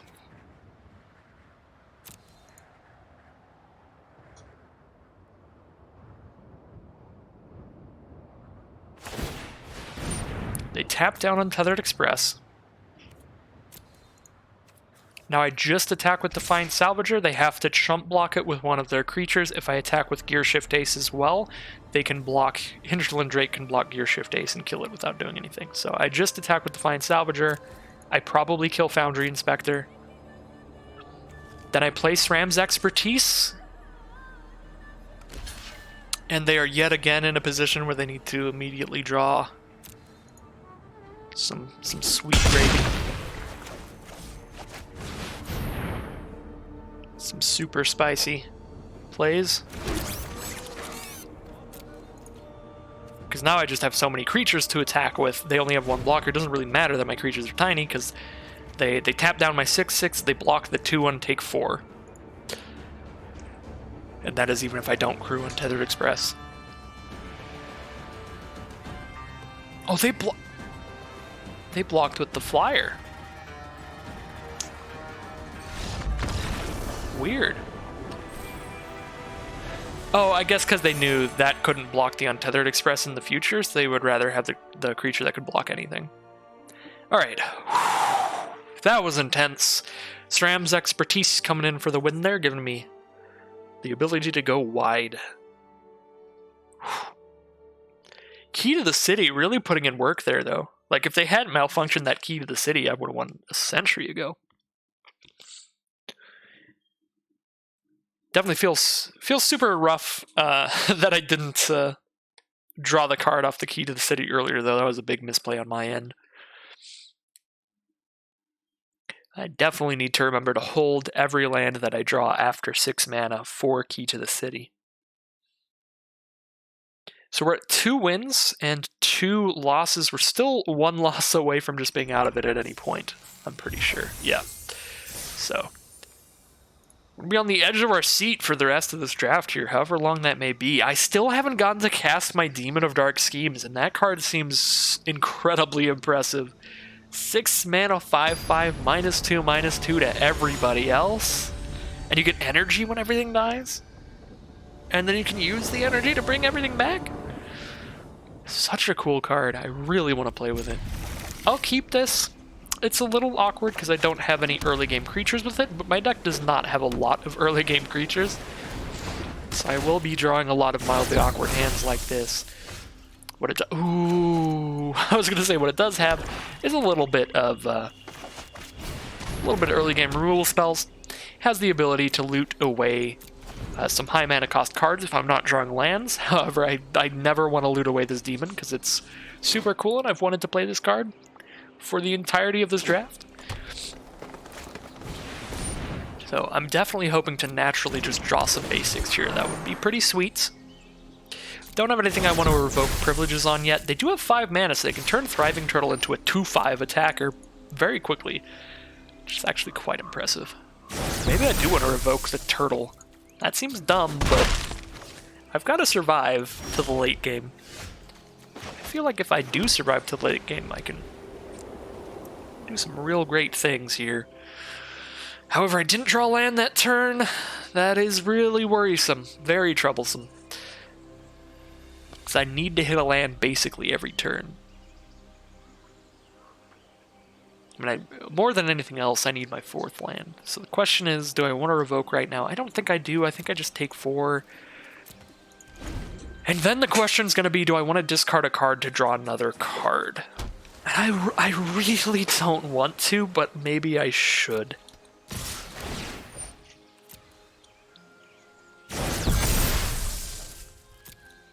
Because then I can play Propeller Pioneer, spitting out a 1/1 servo. Excuse me, so that they can't attack with Sage of Shila's Claim anymore. They're just attacking with the turtle. There's an Ether Theorist from our opponents. The turtle's gonna just keep getting bigger and scarier. Maybe I'm gonna revoke privileging a turtle. Okay, so if I discard something here, I'm probably discarding Self-Assembler. But that's 3 4/4s in one. Am I legitimately just discarding Demon of Dark Schemes here? That would be the saddest turn of events in the history of mankind.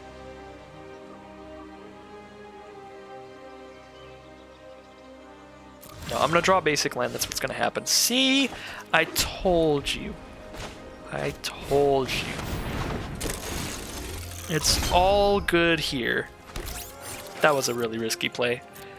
Honestly, the best play is probably to have discarded Demon of Dark Schemes there, because I'm very far off from casting it. I need 2 more swamps, specifically. Not 2 more of any lands, 2 more swamps. Exactly. So I'm potentially a very, very long ways off from casting it. So let's see if they turn the turtle into a 3/6. That would be super groovy. They did! That's so adorable.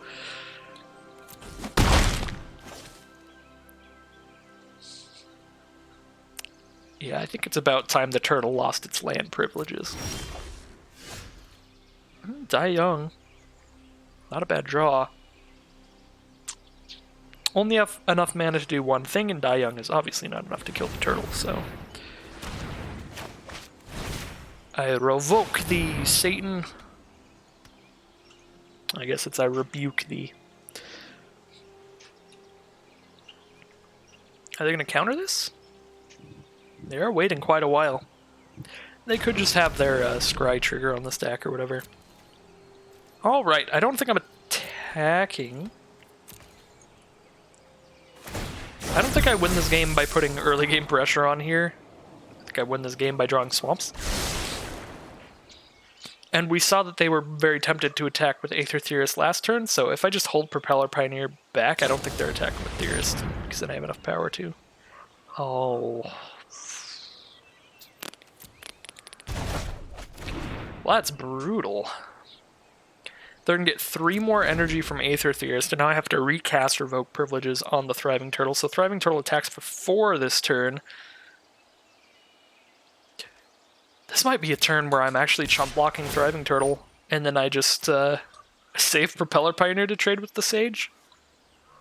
Well, they didn't replay Theorist. I guess they don't want to turn it into a 4/7. Okay, I'll take 3 then.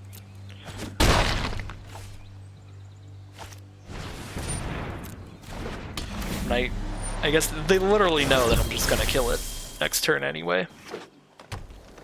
Another land for them? Can I get a land? No. See, the problem...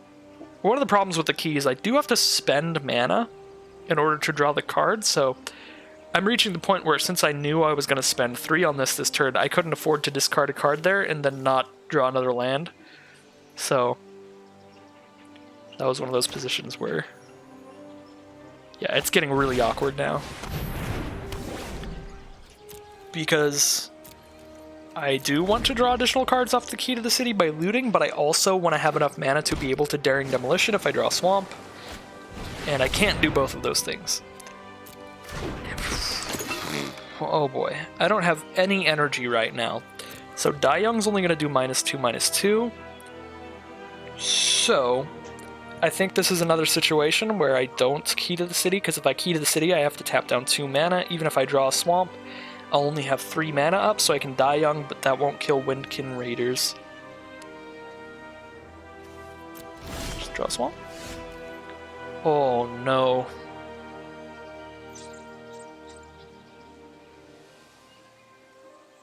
The man is a big problem right now. I can cast Live Fast, chump block with Pioneer. Then I'm stuck at 7. I really need to draw land, so I'm casting Live Fast. That's a thing. If I draw a Swamp, that's actually incredible, because then I can Dai Young immediately. Oh, thank goodness. That was fantastic. That was a fantastic draw. Thank you so much, Swamp. I love you. And I already have 5 mana, so I have enough mana to cast everything except Demon of Dark Schemes. So I actually want to discard this Plains to Key to the City, because I need to draw specifically a Swamp. This Plains doesn't help me cast anything. And then if I draw any land in my next 2 cards, I can cast Daring Demolition next turn. And if I draw a Swamp in my next 2 turns, then I can cast Demon of Dark Schemes in the future. So these are some terrifying cards that can really take over the game very quickly, especially because I'm at 7. They can spend 5 energy to do 3 to any target. That includes my face. They have 3 right now, and they get 2 more anytime they cast an instant or sorcery. So if they cast an Attune with Aether that gives them 2 energy, I'm just in a really bad spot. Plus, they can spend 4 mana and tap the Fabrication module to get an energy there. So I am very scared of the potential that those cards have. So I'm going to discard this Plains in order to draw another card this turn. I would love some life gain, but I don't think my deck has any. Fatal Push and a Fen Hauler. Bad news. Neither of those do much of anything for me. I think I am at a spot where I do attack with Propeller Pioneer. Do I Fatal Push the Aether Theorist?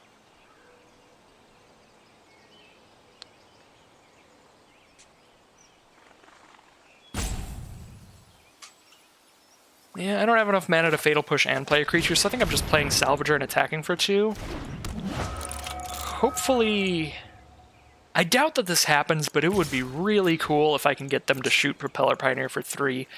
And the way that these draws have gone out, the fact that they have late game reach like this, where they have an alternative way to chip away at my final little bit of health, makes me feel really bad about not attacking with Propeller Pioneer, because if I had been doing that, then obviously I could have I totally forgot about the second effect on Fabrication Module, and that was a really big punt on my part. Yeah, had I been attacking with Propeller Pioneer earlier, I might have been able to have him down to like 10 by now. But I guess the problem is every time I did that, I would have been slightly more open to counterattacks.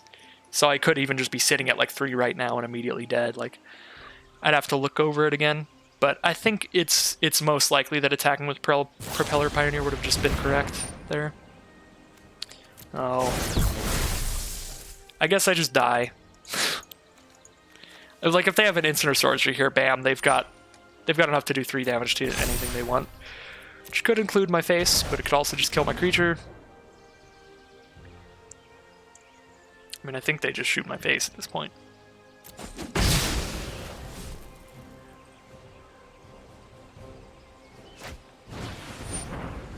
Thriving Turtle's back.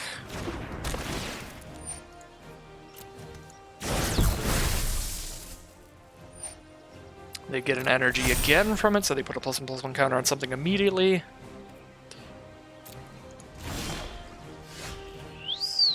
That is not a swamp. So, I can recast Defiant Salvager and I can hold a Fatal Push-Up. They are 3 energy away from shooting me for 6. Oh, this tower is ridiculous.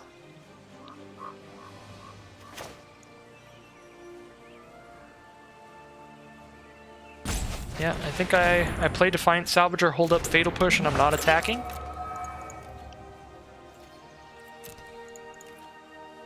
So if they hit me for 4, I'm immediately dead to Dynavolt Tower. God, the Dynavolt Tower plus Fabrication Module combo too, to where anytime they're getting energy, they're getting a +1/+1 counter on stuff too, and anytime they play any instant or sorcery, they're getting energy. This is brutal. That was a huge turn when they just slammed both of those cards out in the same turn. That was brutal.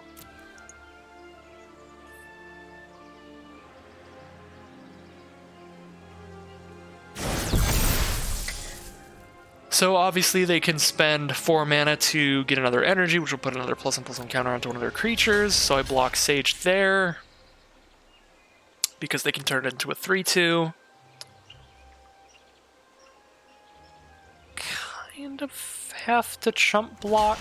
So I block there and Fatal Push Thriving Turtle. Next turn I can potentially Daring Demolition their last creature.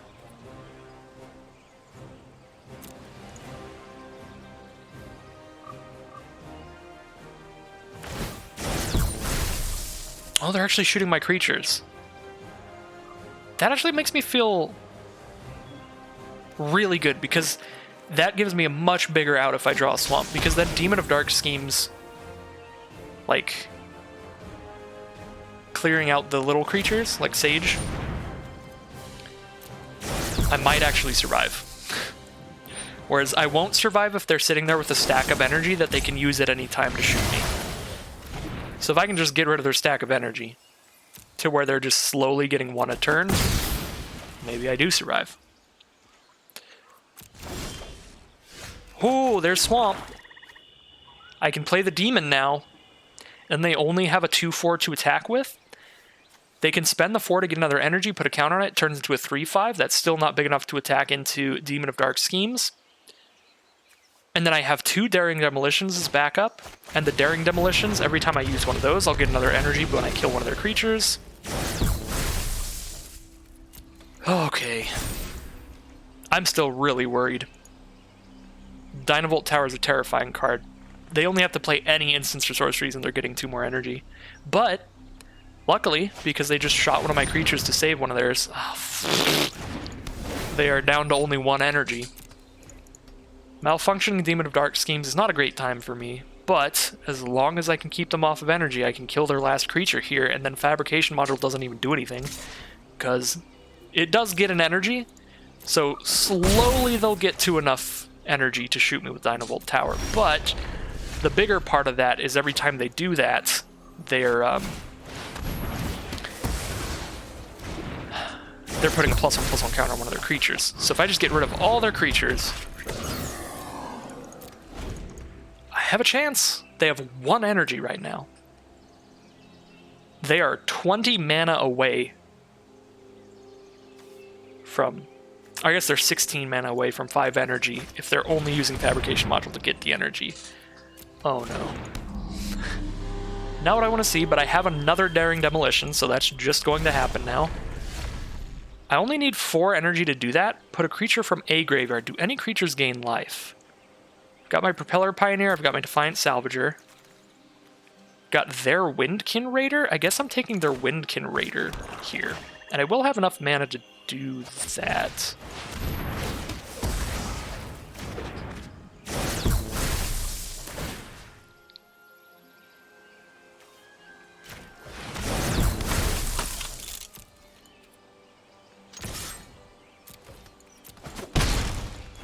Alright, they still got 1 energy.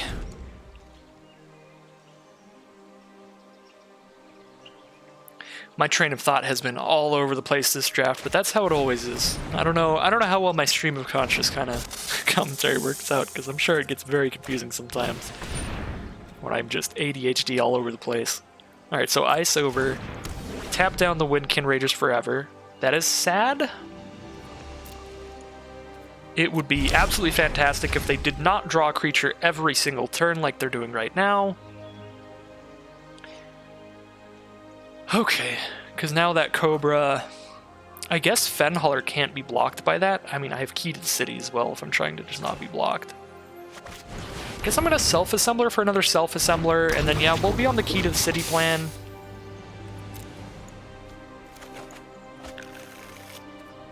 I don't even need to tap it right now, but I am going to tap it in the future anyway.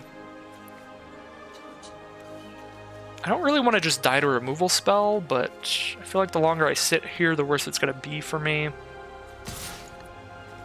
It's got Death Touch too. I should definitely hold back, actually.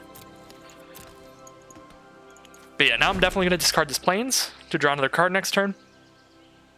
Because I have enough mana to draw a card off of Key to the City and cast Self-Assembler. Don't like seeing Lifecraft Cavalry. Definitely don't like seeing that. That has Trample. And that's not good. I thought I told my opponent to not play a creature every single turn. They did not listen. Alright, we'll auto-pay that. Another land. That'll get discarded for the same reason. Die Young is good here. We can kill the Cobra. Kill the Cobra, and then we'll end up with 2 energy, because I only have to spend 1 to kill it, and then I get 1 back from the demon. Yeah. Won't have enough mana to play another Self-Assembler if I do that. Which isn't great, because then Lifecraft Cavalry attacks as a 5/5. I would have to double block, and I'd lose all my creatures. That's not super spicy, is it? That's not very spicy at all. I think I have to play Self-Assembler first. I think I have to play Self-Assembler and not attack this turn. I really don't like that either. But I think it's the best that we have for now. They're down to 16, so they can potentially be on a 4-turn clock after this if I hit them for 4 every turn. With an unblockable Self-Assembler.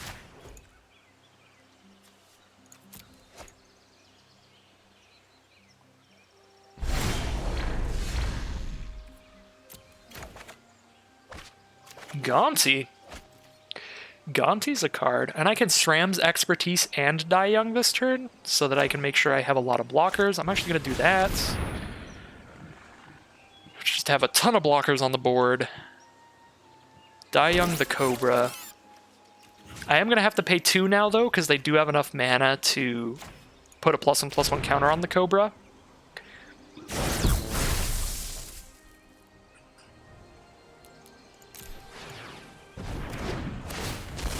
Okay. I don't remember exactly when they could respond to that. If they couldn't respond when I chose...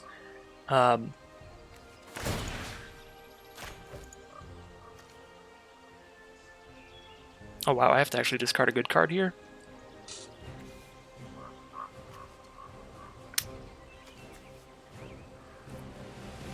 Discard Fenhauler, actually. Because I only have enough mana to play 5 drops and draw a card every turn. Anyways, I don't remember what I was saying a second ago, as it happens. Oh yeah, I don't remember when it gives my opponent an opportunity to respond. If my opponent gets to respond after I say how much energy that I'm paying on the Die Young, then I have to say that I'm paying 2, because if I don't, they can just be like, okay, well then I'll put a +1/+1 counter on it if I only pay 1. Another Ice Over. Just a million Ice Overs on my opponent's deck here. Ooh, Defiant Salvager is a great response to Ice Over. It's actually super incredibly good in this position. Because with my Key to the City to give things unblockable, that will just unblockably get in there for a million. I mean, that'll get in for the 8 and just kill them next turn. Oh, and it's when any creature dies, including my creatures. So this will give me enough energy to bring another creature back.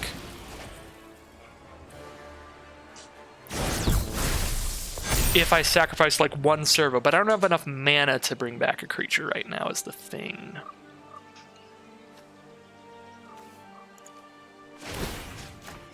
Let's give Self-Assembler unblockable. Discard Night Market Aeronaut.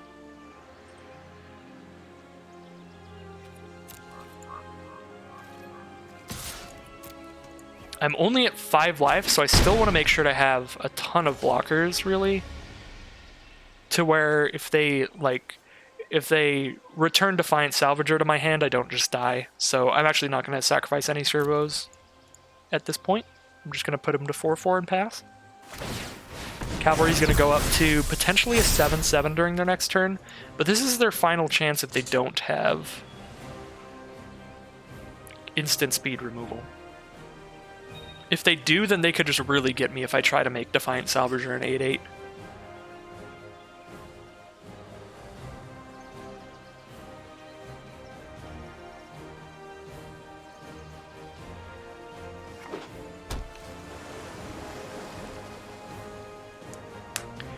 Alright, 1 card in hand, who knows what it is. If I just attack with everyone this next turn without giving anything unblockable, they block my 4/4 and they take 4, 5, 6, 7, 8, 9. So I think that is the play. Okay, I think they're going to try to last-ditch effort kill me here. With no instance, this will be 7. I'm just going to play it as safe as possible and block with everybody. Because if they have a pump spell here, that would be lethal to me otherwise. And if they have a pump spell here that kills a bunch of my creatures and doesn't quite kill me, that's actually super good for me. Because then Demon of Dark Schemes is just going to have a million energy. So I'm just going to play it super safe, because if I do not die on this attack, with the amount of creatures that are about to die, like, yeah, I'm just in a fantastic spot now. I'm super safe. Actually, I'm not super safe. They're 1 energy away from putting me to 2. Okay, so 4, 5, 6, 7. I'm not going to draw a card here because I have enough to play Gonti and return a thing from a grave. What is in graveyards right now? There's Lifecraft Cavalry, Imperial Voyager, Narnum Cobra. Nothing that gains life. That's what I really want. I guess I can return my Fenhauler's probably my best card. It's probably the best card in all the graveyards. Yeah, sure. I'll play Gonti first, look at their top 4. Maybe I see a life gain card in the top 4? Nope. Give my stuff hexproof and indestructible, though. That's pretty cool. Just some nonsense. I guess I'll take that. Wait, can I do that at instant speed?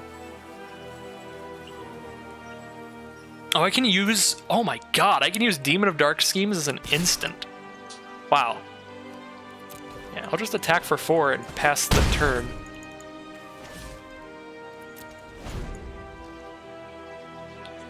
Because I can Demon at instant speed, if need be. There's a Thriving Rhino that gives them enough energy to shoot me to 2 life. And it gets a counter on itself immediately. That is not cool at all. Okay. Try Demon of Dark Schemes. Grab a big old flyer, I guess. Because Thriving Rhino could block my Fen Hauler, but it can't block a Windkin Raiders. Of course, now they know that I'm not holding anything up that would defend me from a Dynavolt tower, so... Okay, good. So maybe I just die right now. I'm gonna just play this land, because this is gonna be the last turn, and I want all the mana I can get to use Demon of Dark Schemes, alongside being able to cast Self-Assembler, or Heroic Intervention especially. I'm gonna just slap that all-attack button. With a Heroic Intervention backup, I don't see how they could not die here. I guess Gonti and the 1/1 don't really make them any more likely to die. Whereas they could just die on the Crackback. I mean, I have Self-Assembler and Fairgrounds Warden to block with. I think I want to do that. Maybe it would have been better to just play Fairgrounds Warden on the Thriving Rhino and hold Heroic Intervention up instead of just holding Heroic Intervention up like I am right now. So they're going to try to shoot Windkin Raiders for 3, maybe? If they do that, I know I win. Yeah, they only have 1 mana up. I'm pretty sure I'm good. Alright.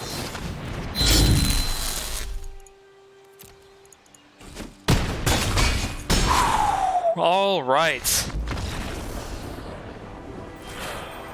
That didn't have to be that scary either.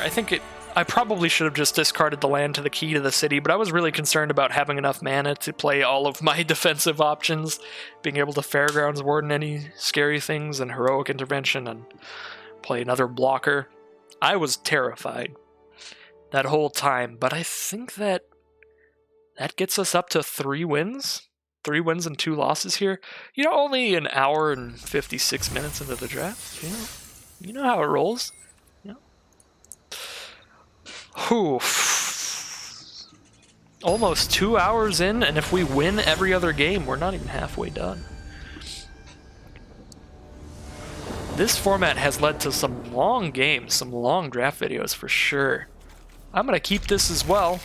Demon of Dark Schemes was a super fun card. I want to play that as many times as I can. And I have this early game Eager Construct to scry me to a swamp. If the top card is any card other than a swamp, I'm putting it on bottom. Mark my words. Show me a swamp. Nope. See, I told you. It can be a rare 4-mana card, whatever. SRAM's Expertise, don't care, it's not a swamp. I do think, you know, outside of jokes and stuff, I do think it was best to put that on bottom because I don't even have the 4 mana to cast it yet, and I already have another 4-drop that's pretty good to play on turn 4 if I do hit my 4th land. And as you can see, I just drew another 4-drop after scrying that to the bottom. So I would be in a very sad position if I'm sitting here with SRAM's Expertise in hand now, and then I draw another 4-drop the turn after. Whereas now, I could potentially not miss a land drop if my next card is a land, but if SRAM's Expertise were still on top, I would have missed the land drop regardless, based on how I've drawn after that. Pima Outrider from our opponent. I would love if they fabricated. That would be my goal. Rather not.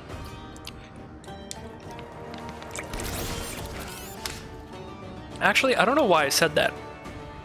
Because I could Fairgrounds Warden the 4/4 if it was all just one creature. I guess it's because I want as many small creatures to be out for Demon of Dark Schemes as possible, so I'm just subconsciously just like, please, everything, 2 or less power. 2 or less toughness, that is.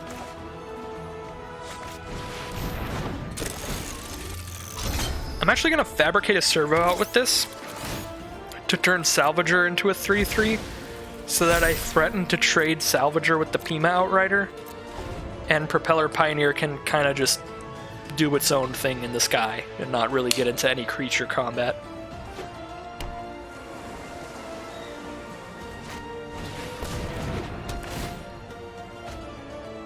Prophetic Prism from our opponent. They are on green, red, and blue.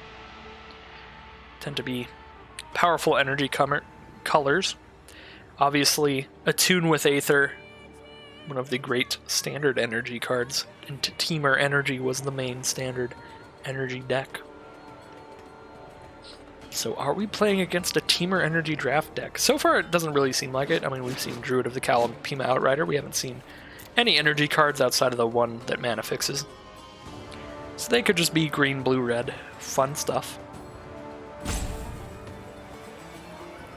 They've got 5 cards in hand and 2 mana up. A red, a blue. One of those could be whatever color they want with Prophetic Prism. They drop down a Hinterland Drake. Oh yeah, they had Druid of the Cowl as well, untapped, so they actually had more than that. So Hinterland Drake, a little scary flyer. I think I will go ahead and Fairgrounds Warden here, because the second I draw another swamp, I've got 2 more removal spells at the ready. And this will allow me to get in with Propeller Pioneer. Defiant Salvager's not really getting in here. I could sacrifice the Eager Construct and turn him into a 4/4, but then he trades with the Outrider and the Servo. Still does not get in, just ends up trading.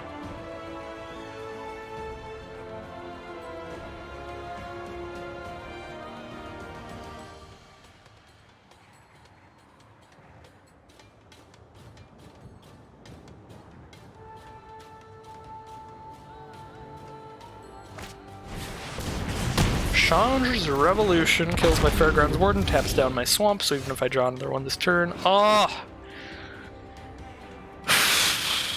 That feels bad. I would have loved to have that out this turn. Chandra's Revolution, very annoying removal spell. Tapping down a land when you play it, come on. What kind of ability is that? An annoying one, that's what it is. So, at least we get to cast Untethered Express next turn, regardless of what we draw. We don't need any more lands or anything. Doesn't get to attack immediately, but it will in the future, and it will be scary. The Pain Train will swing in. I suppose it attacks as a 5/5 the first time it attacks, and they've got plenty of blockers. They could do a triple block of some kind. Just make it a bad time. I did draw a swamp, so I could spend some time just daring demolitioning things and being a little safe about things rather than just dropping a Pain Train. Because yeah, now Pain Train does just kind of trade for a Servo and Shipwreck Moray. Which is not the craziest thing ever.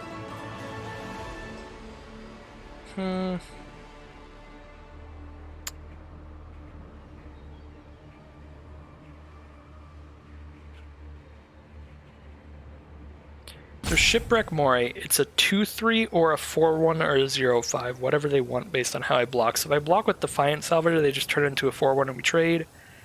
If I block with Eager Construct, they turn it into a 2/3 and we don't trade. So Shipwreck Moray, I gotta block that with Salvager if they send it in. I don't think I actually need to kill a creature this turn, because Moray's not that scary. I just block with Salvager. I will attack with the Propeller Pioneer, though, because it does not block any of the ground creatures well, and it doesn't block the flying creature well either. It is just a chumper. So we'll just keep slapping each other with our flyers for now. Opponent has made it to 5 mana.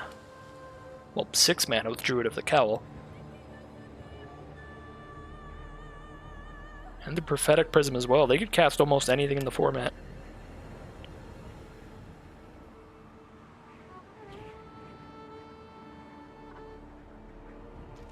They also have 6 energy at their disposal thanks to the Shipwreck Moray and an Attune with Aether. They're going to send in the Pima Outrider. I'll offer the trade. They don't. Don't send it in.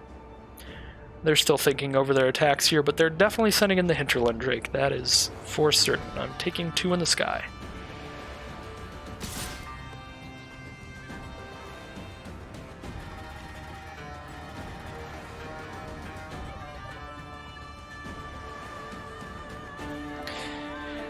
If they attack with the Pima Outrider here, I might be able to trade with that, and then Daring Demolition the Shipwreck Moray, and then they don't have good blocks for the Pain Train next turn, which could be sweet.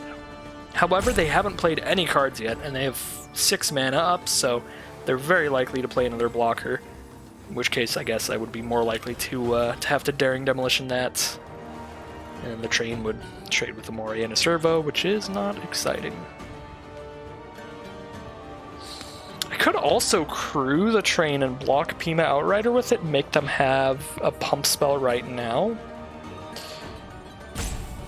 I don't know how I feel about that, because if they have sorcery speed removal, like another Chandra's Revolution, that's not going to be able to kill the Untethered Express unless I try to block with it at some point. So...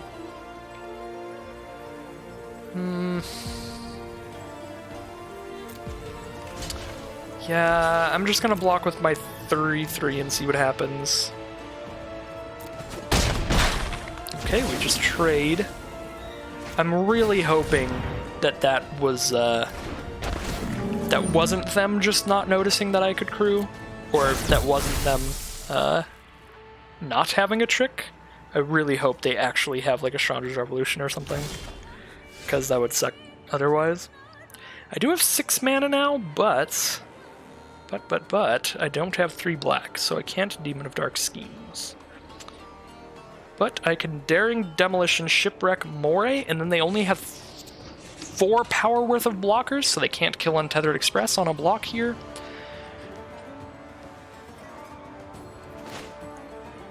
Let's do it. Thriving Rhino is going to be very scary, but I do have another Daring Demolition, so whatever.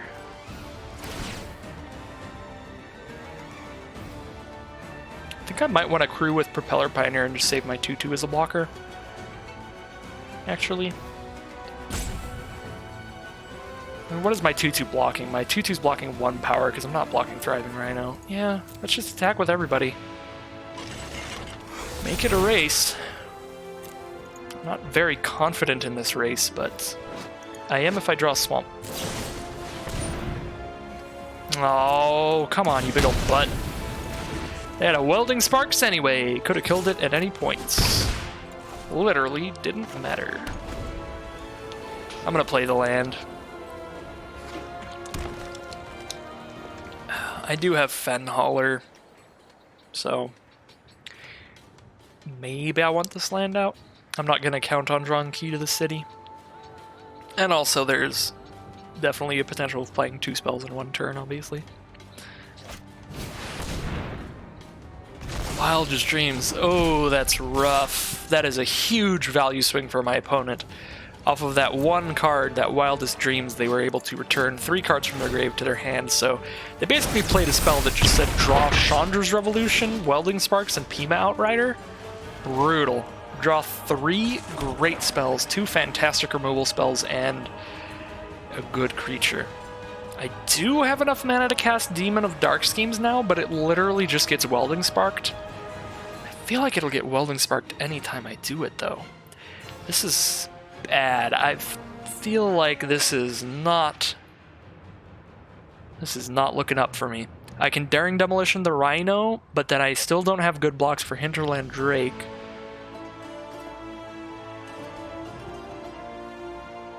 And then the Pima Outrider is going to show up, and I don't have good blocks for that. Anytime I cast Demon of Dark Schemes, as I said, it just immediately dies to Welding Sparks. Although I suppose... not literally immediately. Yeah, no, immediately, because I would kill their servo token, so they'd only have 1 artifact out, so Welding Sparks would do 4, but they can spend 4 mana and play another Pima Outrider first, which will give them another servo, and then they'll have enough to Welding Sparks. So I'm going to Daring Demolition Thriving Rhino. I'm going to hope that they fabricate another servo out with their Pima Outrider so that potentially I can cast a Demon of Dark Schemes that might not immediately die.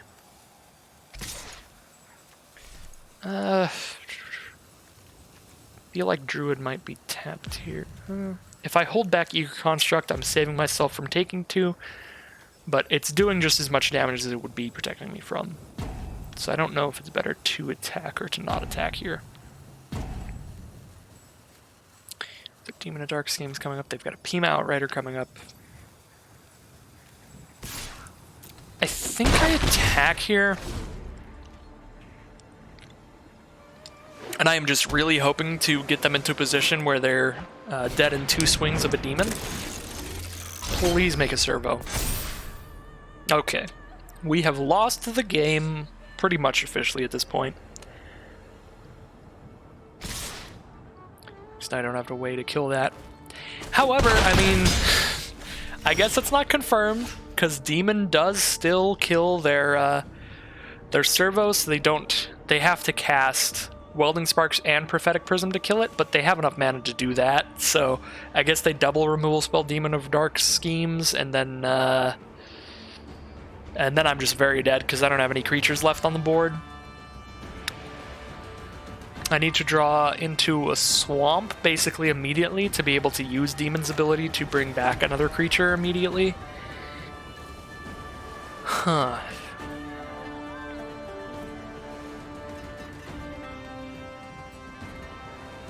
If I don't do anything here, they attack me with a 4/4 trample. I can't block that well. I could like double block that, take 1, I go to 5, and then take 4 there. I go to 1 life, and I have no creatures on board anymore, and Peema Outrider's gone. I straight up just don't have good plays. Demon of Dark Schemes is terrible right now, because then Demon's my only blocker, and they kill it with Revolution and Welding Sparks. And then they attack me for more than lethal, so I literally have to just pass turn right now, which is brutal.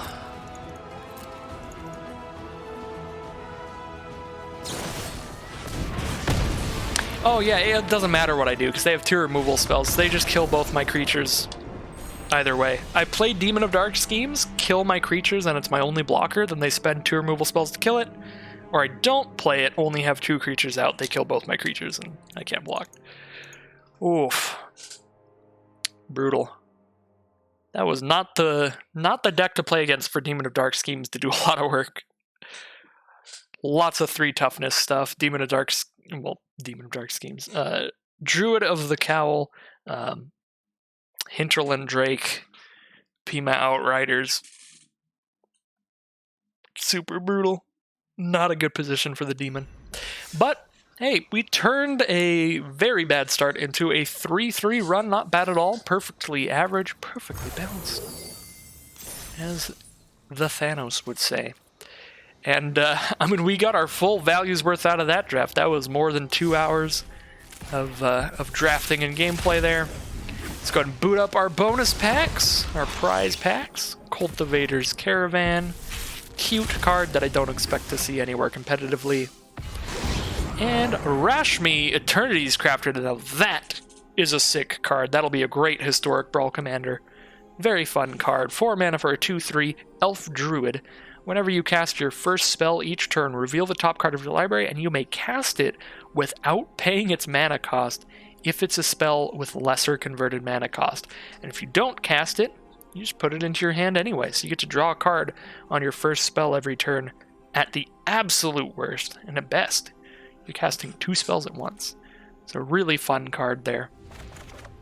Really cool commander that'll be fun to build around. So, as always, I'd like to thank you all very much for watching. If you want to see more Magic Arena content, stick around right where you are. Like, comment, especially subscribe and hit the bell if you are wanting to get notified of future content. And I will see you again for some more Magic Arena content very soon.